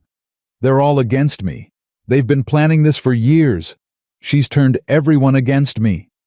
So let me understand. Chen's voice was calm. Ice. Your wife, who you claim to love, has been orchestrating a vast conspiracy against you. She's forged financial records, bribed witnesses, faked injuries, and convinced your own mother to testify against you, all while being beaten daily for 3 years. Yes, that's exactly what happened. That's quite a conspiracy. She's clever, manipulative. You don't know her like I do. I think, Chen said quietly, we're beginning to. The jury deliberated for 4 hours. Eleanor sat in the courtroom waiting. Jed beside her. Lucy beside him. Grace asleep in Beatrice's arms. 4 hours of her life hanging in the balance. 4 hours of wondering if the truth would be enough. If her pain would matter. If justice existed, or was just another story people told themselves. When the jury filed back in, their faces gave nothing away. Has the jury reached a verdict? Judge Wells asked. The foreman stood. A weathered farmer named Samuel Brown. Hands rough from work. Eyes tired from life. We have your honor. On the charge of embezzlement. Guilty.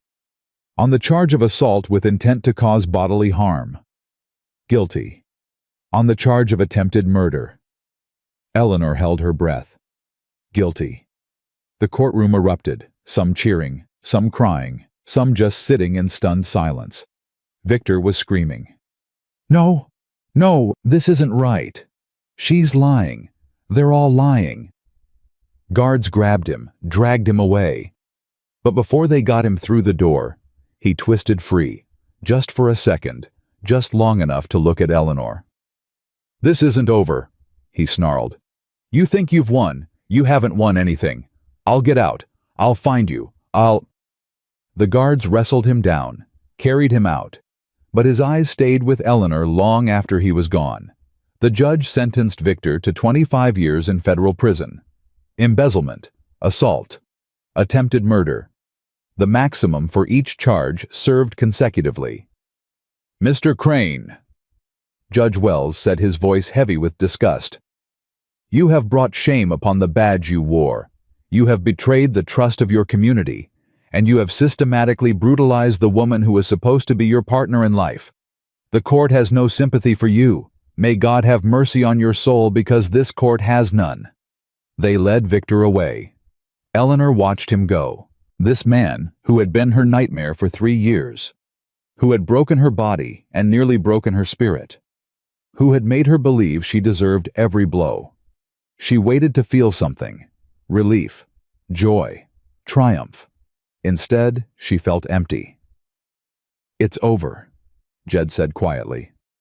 Is it? The trial is, the legal part. The rest. He looked at her. The rest takes longer. What rest? Healing. Learning to feel safe again. Learning to trust. Learning to believe you deserve good things. He took her hand. That's the harder part. But you don't have to do it alone. Eleanor looked at him. At this man who'd walked into her nightmare and stayed. Why? She whispered. Why did you stay? You could have walked away a dozen times. Nobody would have blamed you. I would have blamed me. But why? Jed was quiet for a long moment. Because some things are worth fighting for. Some people are worth fighting for, even when you don't know them, even when you've got nothing to gain. And now, do you know me now? I'm starting to. Is it worth it? What you're learning? He smiled. For the first time since Clara died, it reached his eyes. Yeah, it's worth it. Outside the courthouse, the crowd had grown. People wanting to shake Eleanor's hand, wanting to congratulate her, wanting to be part of the story. But Eleanor was tired. So tired. 3 days of testimony. 3 years of fear. A lifetime of learning that the world wasn't safe. Jed cleared a path to the wagon, helped her up, climbed in beside her. "Let's go home," Lucy said. Eleanor looked at her daughter, at this brave child who'd walked through fire and come out stronger. "Home?" "Mr. Jed's cabin. That's home now, isn't it?" Eleanor looked at Jed. He looked back. "If you want it to be," he said, "I want it to be." Lucy answered for her mother. "I want to wake up every morning without being scared. I want Grace to grow up knowing what safe feels like. I want Mama to smile again." "I smile," Eleanor protested weakly. "Not with your eyes, not yet, but you will." Lucy snuggled close. "Mr. Jed will help." "Will he?" Jed flicked the reins. The horses started moving. "Reckon I'll try." The road to Silver Fork stretched out before them, 20 miles of snow and silence and possibility. Behind them the courthouse, the trial, the verdict. Ahead of them something else. Something that might with time and care become a life. The first week after the trial passed in a kind of haze. Eleanor slept more than she'd slept in 3 years. Deep, dreamless sleep. The kind that comes when your body finally stops waiting for the next blow. She'd wake up disoriented, forgetting where she was, forgetting that Victor couldn't reach her anymore. Then she'd hear Lucy laughing outside, hear Jed's low voice answering one of her 1,000 questions, hear Grace babbling in her crib, and she'd remember. Safe. They were safe. The word felt foreign in her mouth. She'd say it sometimes alone in the bedroom, testing it. Safe, safe, safe. Like learning a new language, like relearning how to breathe. You talk to yourself. Eleanor startled. Lucy stood in the doorway, Grace on her hip. "I didn't realize." "It's okay. I talk to myself too. Mr. Jed says it's just thinking out loud." Lucy came closer, sat on the edge of the bed.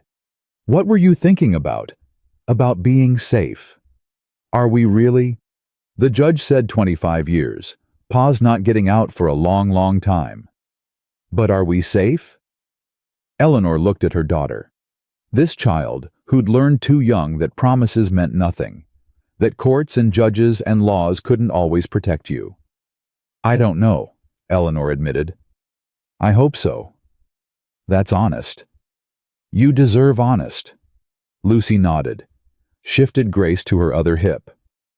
"Mr. Jed's making breakfast. He says you should eat more. Says you're too thin." "Mr. Jed says a lot of things. He means them, though. That's different." Lucy headed for the door. "He's not like Pa. He says what he thinks and thinks what he says." She left. Eleanor lay there staring at the ceiling, thinking about a man who said what he meant, thinking about how rare that was, thinking about how terrifying it was to trust again. Breakfast was cornmeal mush with molasses, simple fare but warm and filling. Jed had carried Eleanor to the table. Her leg was healing, but Doc Morrison had forbidden her from walking for another 3 weeks. "I feel useless," Eleanor said, watching Jed clean up. "You're doing everything, cooking, cleaning, taking care of us. I should be helping." "You're healing, that's not useless." "It feels useless." Jed set down the dishes, turned to face her. "When Clara died, I couldn't get out of bed for 2 months. Didn't eat, didn't wash, didn't care about anything. Just lay there, waiting to die too." "What changed?" "Winter came. The horses needed feeding. The cabin needed heat. I could let myself die, but I couldn't let them suffer." He shrugged. "Sometimes taking care of something else is the only reason to keep going." "Is that what we are? Something else to take care of?" Jed's eyes met hers. "You're more than that, but I'm not sure either of us is ready to talk about what that means." Eleanor's heart stuttered. "No, I don't think we are." "Then we won't. Not yet." He picked up the dishes again. But when you're ready, I'll be here. The second week brought visitors. Beatrice came first with supplies and gossip. The trial was all anyone in Silver Fork could talk about. Victor's name had become a curse word. His house had been seized by the county. His friends had scattered like rats. The cranes are finished, Beatrice said, unpacking flour and salt. Thomas resigned as sheriff. Said he couldn't show his face anymore. His wife's taking the children back east. And Sarah, Victor's mother. She's staying. Says she's got penance to do. She's been helping the church, if you can believe it. Reverend Blackwood's actually doing good works now instead of just preaching about them. People change, Eleanor said. Some do, some just get better at pretending. Beatrice paused. Speaking of pretending, how are things here? What do you mean? I mean you. And Jed. Living under the same roof. Raising children together. The whole territory's talking. Let them talk. I'm not judging. Lord knows if any woman deserves happiness, it's you. But folks are wondering, are you too? We're healing, Eleanor said carefully. That's all. Is that all? For now. Beatrice smiled. Knowing. Gentle. For now's a start. Doc Morrison came next, checking Eleanor's leg. He pronounced himself satisfied with the healing. Said she could try putting weight on it in another week. Maybe 2. And the other healing, he asked. The kind I can't see. Slower. It always is. He packed up his bag. You know, I've been thinking about what you said. At the trial. About why women don't leave. What about it? I've been a doctor for 40 years. Seen hundreds of women with injuries they claimed came from accidents. And I believed them, or told myself I did. He shook his head. I'm starting a clinic, in Silver Fork. Specifically for women. A safe place where they can tell the truth without judgment. Where they can get help without having to go through their husbands. That's wonderful. It's late. 20 years late at least. But late's better than never. He touched her hand. You did that. You and Lucy. You made people see what they'd been ignoring. We just told the truth. Sometimes that's the bravest thing anyone can do. Then came the letter. Jed found it nailed to the fence post one morning. No signature, no return address. Just 6 words in cramped, angry handwriting. This isn't over. He has friends. Jed didn't show Eleanor. Didn't want to scare her. But she saw the change in him. The way he started checking the windows more. The way he kept his rifle closer. The way he watched the road like he was waiting for trouble. What's wrong? Nothing. You're lying. You said you don't lie to children, but I'm not a child. What's wrong? Jed looked at her, saw the determination in her eyes. The steel that had carried her through 3 years of hell. He showed her the letter. Eleanor read it. Her hands didn't shake. Her face didn't change. Victor's friends. Probably. Or someone who thinks he got a raw deal. What do? We be careful. We watch. We wait. Jed took the letter back. And if anyone comes, we deal with them. How? Same way we dealt with Victor. Together. That night, Eleanor couldn't sleep. She lay in bed staring at the darkness, listening to every creak and groan of the cabin. Every snap of the fire. Every whistle of wind. Around midnight, she heard footsteps. Then the creak of the front door. Jed. She should let him go. Should mind her own business. But something made her call out. Where are you going? He appeared in the doorway. Just checking the perimeter. Go back to sleep. I wasn't sleeping. The letter, among other things. Jed came into the room. Sat in the chair beside her bed. The same chair he'd sat in a dozen times now. The space between them shrinking with each conversation. What other things? Everything. Nothing. Eleanor laughed softly. I keep waiting for the other shoe to drop, for something to go wrong, for the happiness to be taken away. That's not happiness. That's survival. What's the difference? Happiness is when you stop waiting for bad things. When you trust that good things can last. He paused. I'm still learning that too. You seem so steady. Steady's just another word for numb. For years I didn't feel anything. Couldn't. Wouldn't. It was easier that way. What changed? You showed up. Eleanor's breath caught. Jed. I know. We're not ready to talk about it. But that doesn't make it less true. He stood. Get some sleep. I'll keep watch. You can't stay up all night. You need rest too. I've gone without sleep before. I'll manage. Jed. Eleanor reached for his hand. Stay. Please. Just stay. He looked at her hand on his, at her eyes in the firelight, at this woman who'd survived things that would have destroyed most people. He sat back down. I'll stay. They didn't talk after that. Didn't need to. Just sat together in the darkness, hand in hand, keeping watch against a world that had hurt them both. Sometime before dawn, Eleanor fell asleep.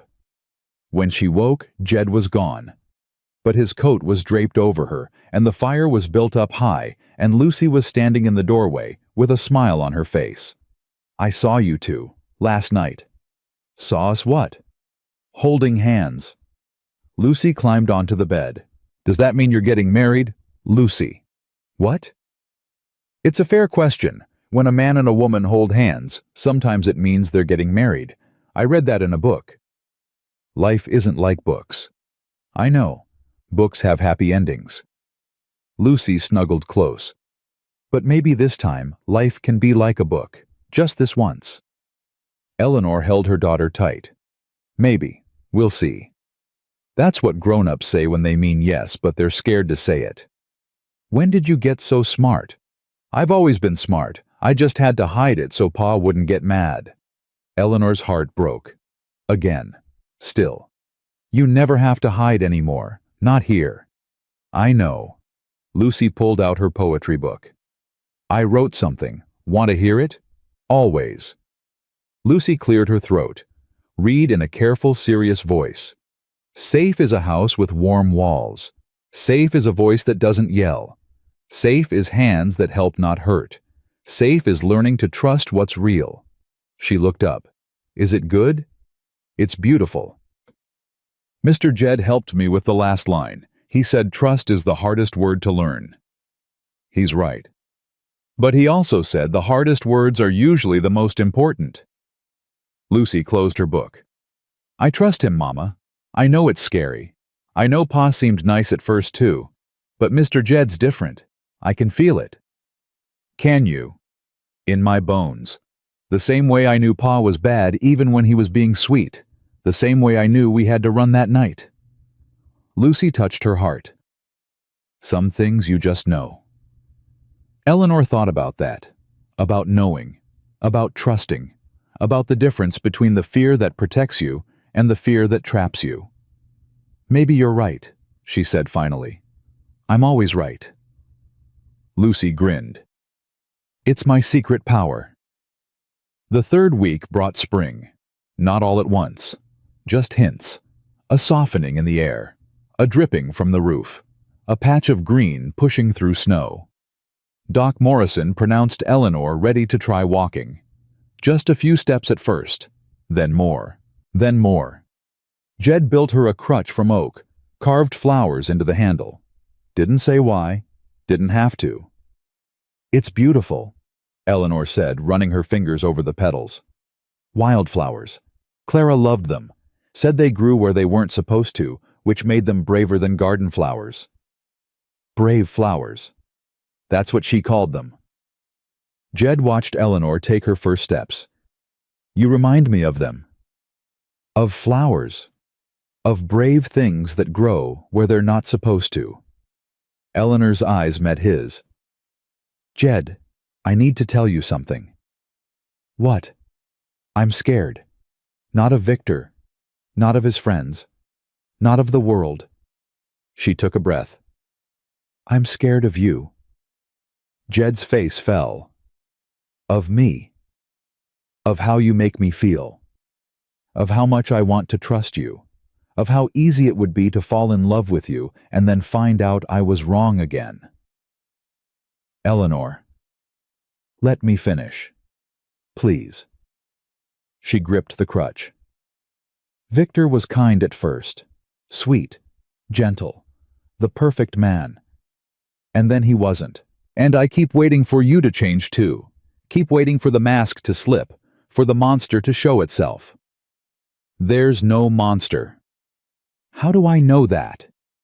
How can I ever know that? Jed was quiet for a long moment. Then he said, You can't. What? You can't know. Not for certain. Not ever. That's the terrible truth about trust. You have to give it without guarantees. You have to believe without proof. That's terrifying. Yeah, it is. He stepped closer. But here's what I can tell you. I'm not Victor. I've never hit a woman. Never wanted to. Never will. And if you spend the rest of your life waiting for me to turn into him, you'll miss everything that could be good. And if I'm wrong, if I trust you and you hurt me, then you'll survive. You'll pick yourself up and keep going, because that's what you do. That's who you are. Jed touched her face, gentle, asking permission. But what if you're right? What if you trust me and I don't hurt you? What if this is actually what it seems to be? What if we could be happy? Eleanor's eyes filled with tears. I don't know how to be happy. Neither do I. But maybe we could learn together. She kissed him. Not because she was ready, not because the fear was gone, but because some things you have to do scared, some things you have to trust before you're certain. The kiss was soft, tentative. Two broken people trying to remember what love felt like. When they pulled apart, Lucy was standing in the doorway, Grace in her arms, a huge smile on her face. I knew it, she said. I knew it, I knew it, I knew it. Lucy. Can I call him Pa now? Not like the old Pa, a new Pa, a good Pa. Jed looked at Eleanor. Eleanor looked at Jed. That's up to Mr. Jed, Eleanor said. I'd be honored, Jed said quietly, if that's what you want. Lucy ran to him, threw her free arm around his waist, pressed her face into his shirt. I want a family, a real one, with Sunday dinners and bedtime stories and nobody being scared. Is that too much to ask? Jed knelt down, looked her in the eye. No, that's not too much. That's exactly what a family should be. Promise. Promise. Lucy nodded, satisfied. Good. Now can we have breakfast? I'm starving. The fourth week brought the fire. Not at the cabin. In town. Beatrice's store went up in flames at midnight. Everything destroyed. The ledgers, the records, the evidence that had put Victor away. The message was clear. Beatrice showed up at dawn, her face streaked with soot and tears. They burned it. They burned everything. Who? I don't know. I didn't see them. Just woke up to smoke and flames. She collapsed into a chair. 20 years of work, gone. Everything I built, gone. Eleanor hobbled over, sat beside her. But Victor's already convicted. The trial's over. This wasn't about the trial. Jed's voice was grim. This was about revenge and warning. Warning who? Anyone who might speak up next time. Anyone who might keep records. Anyone who might threaten men like Victor. He looked at Beatrice. You're lucky you got out alive.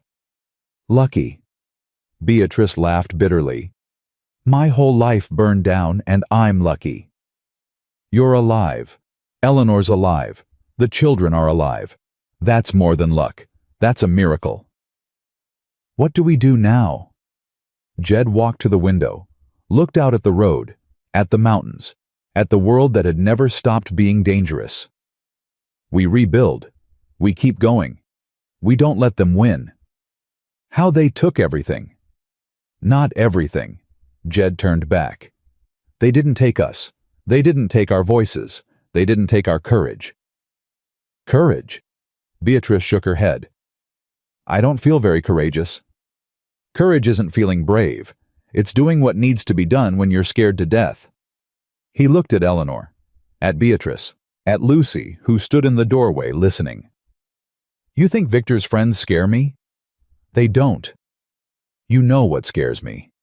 Going back to who I was before. Empty. Alone. Waiting to die. And now I've got something to fight for. Someone to fight for. He crossed to Eleanor, took her hand. I'm not giving that up. Not for Victor, not for his friends, not for anyone. Eleanor squeezed his hand. Neither am I. Beatrice looked at them, at this family that had formed from wreckage, at these broken people who'd found each other. Then neither am I, she said finally. Let them burn my store. I'll build another. Let them threaten me. I'll keep talking. They want a war, I'll give them a war. That's the spirit. The marshal came that afternoon. Federal Marshal Wade Hutchkins, the same one who'd helped convict Victor. He'd heard about the fire. Come to investigate. Same pattern as before, he said. Accelerant, middle of the night, no witnesses. Can you catch them? Beatrice asked. I can try, but these men are careful. They know how to cover their tracks. He looked at Jed. You need to be careful too. That letter you got. It wasn't a bluff. I figured. I can leave a deputy here, for protection. No need. Jed patted his rifle. I've got protection. Jed. Marshal, with respect, a deputy would just be another target. These men want to scare us. Best way to beat them is to not be scared. And if they do more than scare, then I'll do more than scare back. The marshal studied him, this giant rancher with the steady eyes and the quiet voice. You're a hard man, Callahan. I'm a man who's got something to lose. That makes me hard. That makes me careful.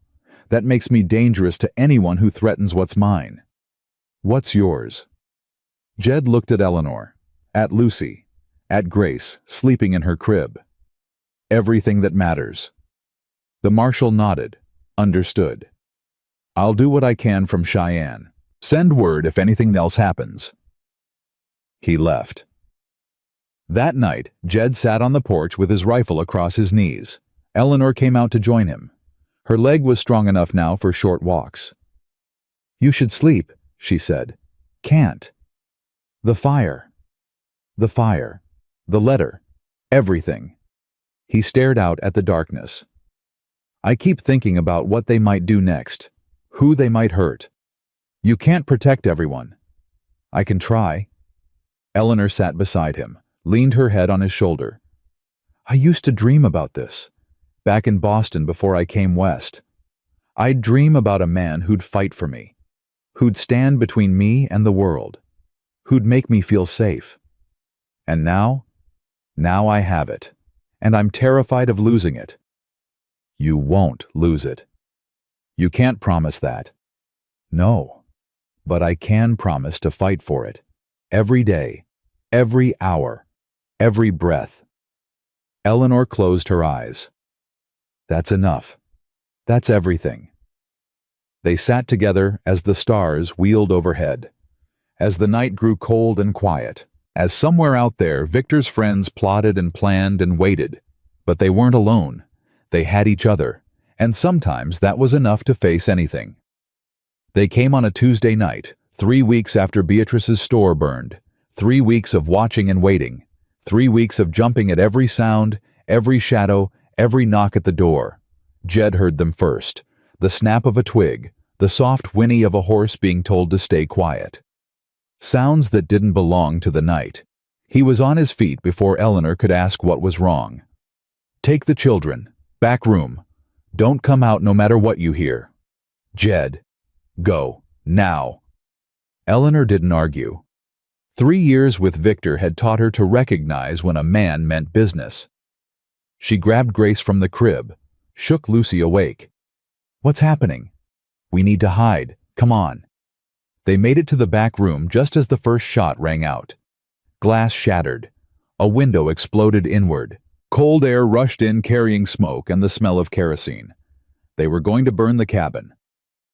Jed pressed himself against the wall beside the broken window. Counted muzzle flashes. 3 shooters, maybe 4. Spread out in a half circle around the front. "Callahan." A voice from the darkness. Rough, mean. "You got one chance to walk out of this alive. Send out the woman and we'll let you be." Jed didn't answer, just raised his rifle. Waited. Another shot. This one hit the doorframe, sending splinters flying. "You think you can fight us all? You're one man, one old man against 4 guns." 5. Another voice. Different direction. "5 guns." Jed's heart sank. They had the cabin surrounded. In the back room, Lucy pressed her hands over Grace's ears. The baby was crying, terrified by the noise, by the fear in her mother's voice. "It's okay," Eleanor whispered. "It's going to be okay." "You're lying." Lucy's voice was flat. "You always lie when you're scared." "I'm not." "It's okay, Mama. I understand. Just tell me the truth. Are they going to kill us?" Eleanor looked at her daughter. This brave, broken child who'd walked through fire and come out stronger. Who'd learned to read lies before she learned to read books. "I don't know. But Jed's going to fight for us, and so am I." "How? You can't walk right. You can't shoot." "There's more than one way to fight." Eleanor crawled to the window, peered out, saw movement in the trees, shadows circling. She grabbed the oil lamp from the shelf, the one Jed kept for emergencies. "What are you doing?" "Something stupid." She lit the wick, waited until the flame was strong. Then she threw it. The lamp arced through the window, shattered against a tree. Flames erupted sudden and bright, illuminating the man hiding behind it. He screamed, stumbled out into the open. His coat was on fire. Jed's rifle cracked. The man went down. 4 left. "You bitch!" Someone was screaming now, angry, scared. "You're gonna pay for that." More shots, wild now, panicked. They hadn't expected resistance, hadn't expected the woman to fight back. Eleanor grabbed another lamp. There were 3 in the back room. Emergency supplies Jed kept stocked. "Lucy, when I throw this, I want you to scream, loud as you can." "Why?" "Because they need to think we're scared. They need to think we're giving up." "But we're not." "No, we're not." Eleanor threw the second lamp. Different direction this time. Another man caught in the flames. Another scream in the night. Lucy screamed too, high and terrified. Exactly what Eleanor had asked for. "They're burning!" One of the attackers was shouting. "They're burning us!" "Fall back! Fall back!" Jed saw his chance. He burst through the front door, rifle up, moving fast for a man his size. 1 shot. A man by the fence went down. 2 left. They were running now, scrambling for their horses. The fire from the lamps had spread to dry brush, creating chaos, confusion. Jed caught one of them before he could mount, grabbed him by the collar, slammed him against a tree. "Who sent you?" "I don't." "Who sent you?" "Crane, Marcus. Crane, Victor's brother. He paid us to finish what Victor started." Jed's blood went cold. Victor had a brother. Nobody had mentioned that. Nobody had warned them. "Where is he?" "I don't know. He stays in Denver, sends money. We just do what he says. Who else is coming?" "Nobody." This was it. He said 4 men would be enough. He was wrong. Jed looked at this man, this hired killer who'd come to murder his family, who'd come to burn his home. For a moment, he wanted to kill him. Wanted to snap his neck and leave him in the snow. Wanted to make him pay for every moment of fear he'd caused. But then he thought of Lucy, of Eleanor, of the man he was trying to become. "You're going to deliver a message," Jed said quietly. "To Marcus Crane. To anyone else who thinks they can threaten my family. What message? Jed leaned close. His voice dropped to a whisper. Tell them I'm coming. Tell them what happened here tonight. Tell them that anyone who threatens my wife or my children will answer to me. And I don't send hired men. I come myself. He let go. The man scrambled for his horse, rode away into the darkness. The fifth attacker was already gone. Fled at the first sign of real resistance. Jed stood in the yard surrounded by flames and fallen bodies. His hands were shaking, not from fear, from rage, from the terrible knowledge that this wasn't over, that it might never be over. Jed. Eleanor was in the doorway, Lucy beside her, Grace in her arms. He went to them, pulled them close, held them like he'd never let go. Is it over? Eleanor whispered. For tonight. And tomorrow. Tomorrow we figure out how to end this, for good. The marshal came at dawn. He'd heard the shots from town, come running with a deputy and a doctor, found 3 men dead in Jed's yard, found 2 more injured bleeding out from burns and bullets. Christ almighty, the marshal said, surveying the damage. What happened here? Jed told him. About the attack, about Marcus Crane, about the threat that wasn't going away. Victor's brother. The marshal shook his head. Should have known. The Cranes don't forgive. Don't forget. What do? We arrest these men, the ones still breathing. We trace the money back to Marcus. We build a case. That could take months, years. Meanwhile, he keeps sending people. What's the alternative? You going to Denver yourself, hunting him down? Jed didn't answer. That's what I thought. The marshal sighed. Listen, Callahan, I understand the impulse. Man threatens your family, you want to end him. But you're not a killer. Not really. And becoming one won't protect them. It'll just destroy you. Then what do you suggest? Let the law work. I'll send word to the federal office in Denver. They've been looking at Marcus Crane for years. Other crimes, other victims. This might be the evidence they need. Might be. It's better than getting yourself killed trying to fight alone. Eleanor appeared in the doorway. He's not alone. The marshal looked at her. At this woman who'd thrown lamps at armed men. Who'd fought beside her man when most would have hidden. No, ma'am. I reckon he's not. The weeks that followed were hard. Living with fear is exhausting. Every sound could be an attack. Every stranger could be a threat. Every night could be the night they came back. But they weren't alone. Tom Harker organized watches. Men from town taking turns guarding the road. Beatrice moved into the cabin temporarily, another set of eyes, another pair of hands. Doc Morrison came by daily, checking on everyone's wounds, physical and otherwise. You've built something here, he said one evening watching the unlikely community gathered around Jed's table. Something real. Built what? Family, not the blood kind, the chosen kind. He smiled sadly. That's the strongest kind there is. Lucy thrived in the chaos. She had purposes now, tasks, people counting on her. She ran messages between the watchers. She helped Beatrice cook for the volunteers. She read her poetry to anyone who'd listen. She's remarkable, Beatrice said, watching Lucy teach Grace to clap hands. After everything she's been through. Children are resilient, Eleanor said. Not all children. Most would be broken. She's blooming. She's got something to bloom for now. That makes a difference. Grace was walking, taking her first wobbly steps across the cabin floor. Jed had built her a little wooden walker, just 2 rails with handles. She clutched it like a lifeline, tottering forward, falling, getting up, trying again. Just like her mama, Eleanor said, watching. Like both her mamas. Jed came up behind her, wrapped his arms around her waist. The one who gave her life, and the one who saved it. Eleanor leaned back against him.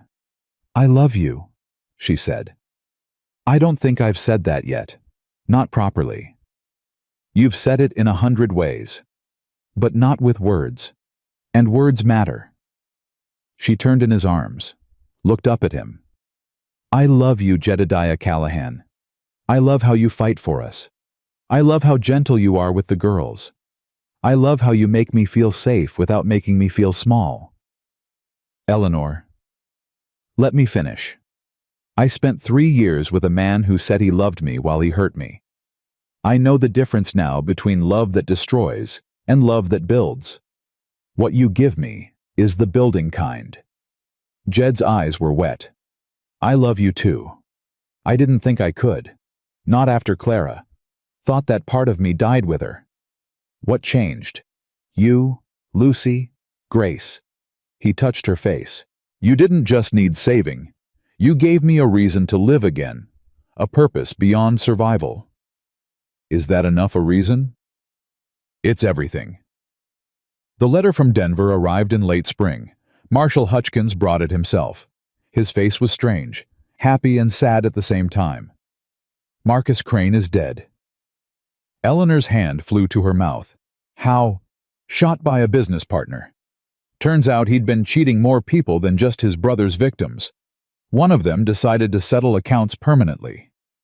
So it's over. The Cranes are finished. Victor's in prison for life. Marcus is in the ground. The family fortune's been seized by federal authorities. The marshal smiled. You're safe, really safe, for good. Eleanor couldn't speak, couldn't move. 3 years of fear, 3 years of running. And now, just like that, it was over. You're sure? Jed asked. There's no one else. No other brothers, no cousins with grudges. No one. I've checked.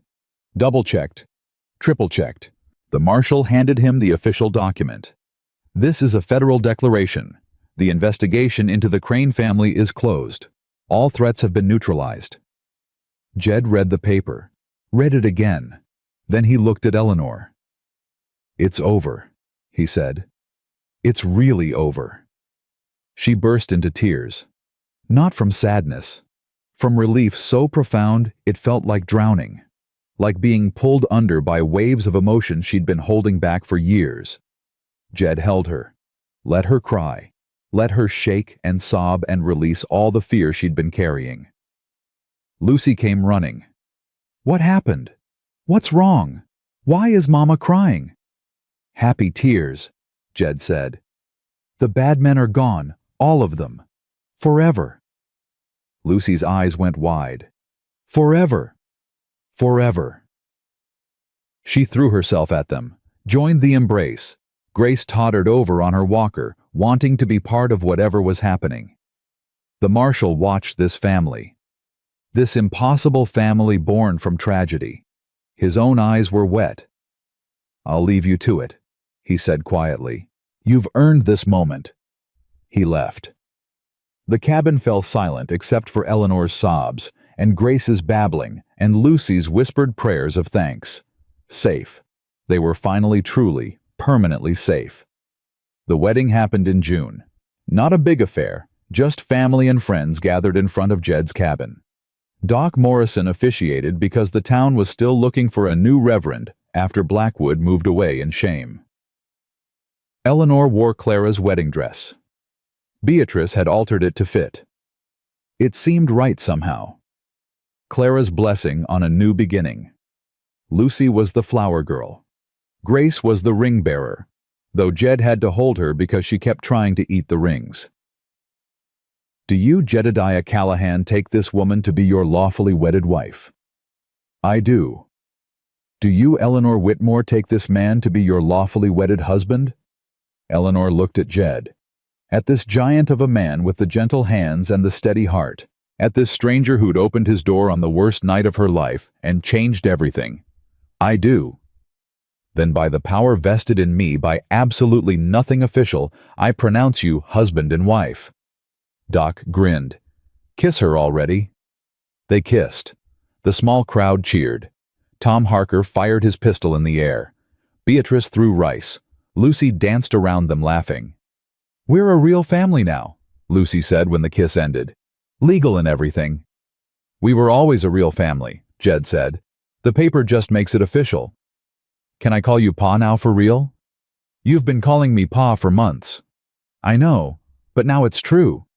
Jed knelt down, looked his daughter in the eye. His daughter. The word still felt strange, still felt miraculous. Lucy Callahan has a nice ring to it. Lucy Callahan. She tested it, smiled. I like it. I like it a lot. That night after the celebration, after the guests had gone, Jed and Eleanor sat on the porch. Grace was asleep. Lucy was in her room writing in her poetry book. The stars were out. Thousands of them. More than you could count in a lifetime. What are you thinking? Eleanor asked. I'm thinking about Clara. You miss her? Always. But differently now. He took Eleanor's hand. She'd like you. She'd be glad I found you. How do you know? Because she wanted me to be happy.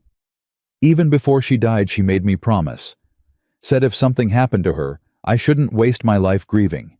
Should find someone new. Build something new. Did you promise? I did. Then I broke that promise for 4 years. He looked at her. You helped me keep it. Eleanor leaned against him. This man who'd saved her. This man she'd saved right back. I was so scared, she whispered. When I came to your door that night, I thought you'd turn us away. Thought you'd be like everyone else. I almost did turn you away. What stopped you? Lucy's eyes. They looked like Clara's, not the color. The courage. He paused. And something else, something I can't explain. A feeling that if I closed that door, I'd be closing the door on my own soul. Fate. Maybe. Or just two broken people who needed each other and got lucky enough to find each other. Is that what we are? Lucky. We're alive. We're together. We've got 2 beautiful girls and a roof over our heads and people who care about us. He smiled. If that's not lucky, I don't know what is. The door creaked open. Lucy appeared in her nightgown. I wrote something, she said. For the wedding. I was too shy to read it in front of everyone, but I can read it now, if you want. We want, Eleanor said. Lucy sat between them, opened her poetry book, read in a clear, steady voice. Love is not loud. Love is a whisper. Love is a door that opens in the storm. Love is hands that help not hurt.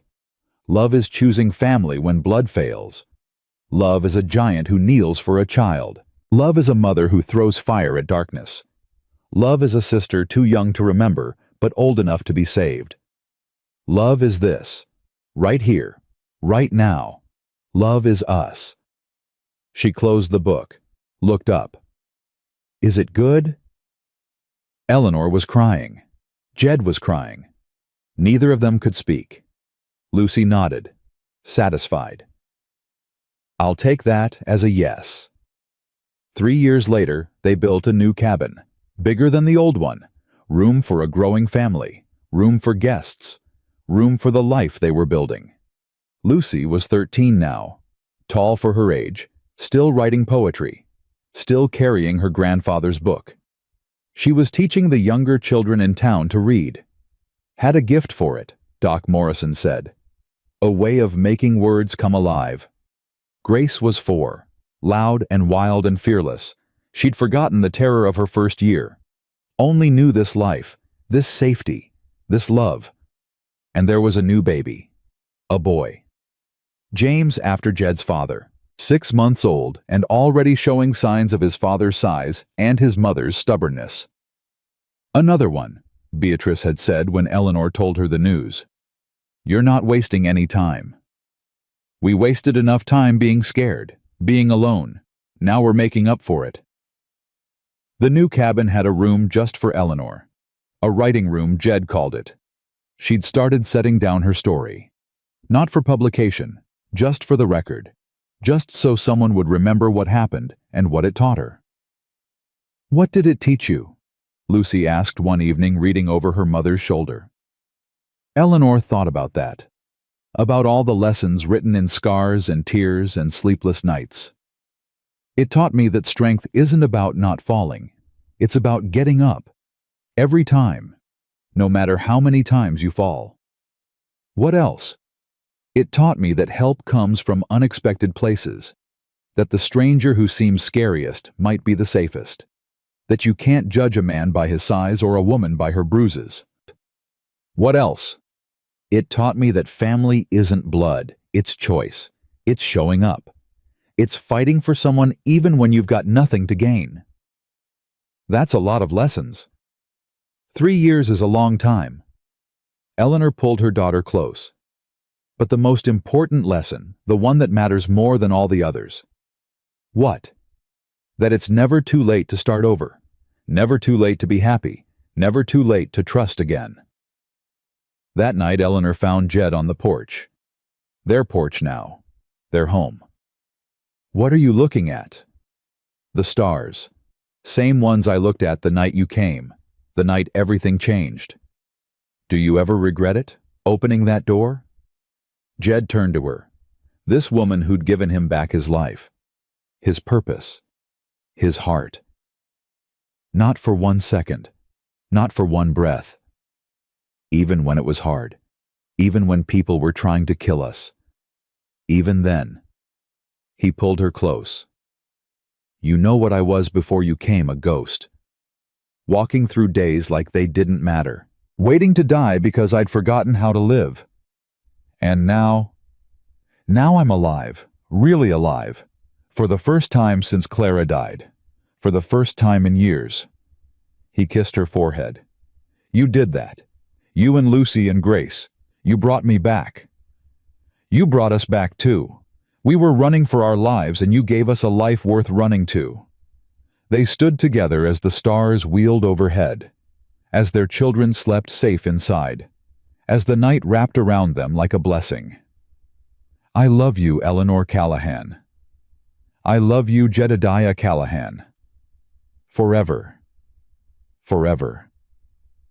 The word hung in the air, a promise, a covenant. A truth that no one could take away. They'd walked through fire, both of them. Lost everything they'd loved. Found each other in the ashes. And built something new, something strong, something that would last. Not because life was easy, it wasn't. Not because pain was gone, it wasn't. But because they'd learned the hardest lesson of all, that love isn't the absence of fear. It's the choice to keep going anyway. The choice to trust. The choice to believe that tomorrow can be better than today. Inside the cabin, Lucy was singing Grace to sleep, an old lullaby their grandmother used to sing, sweet and soft and full of hope. James stirred in his crib, made a small sound, settled back to sleep. The fire crackled, the wind whispered. The world went on. And on that porch in that moment, 2 people who'd lost everything stood holding everything that mattered. That's the thing about broken hearts. They don't just heal. They grow back stronger. They grow back bigger. They learn to hold more love than they ever thought possible. And sometimes, if you're brave enough, if you're stubborn enough, if you refuse to let the darkness win, those broken hearts find each other, and they build something beautiful from the pieces. Something that lasts, something that matters, something called home.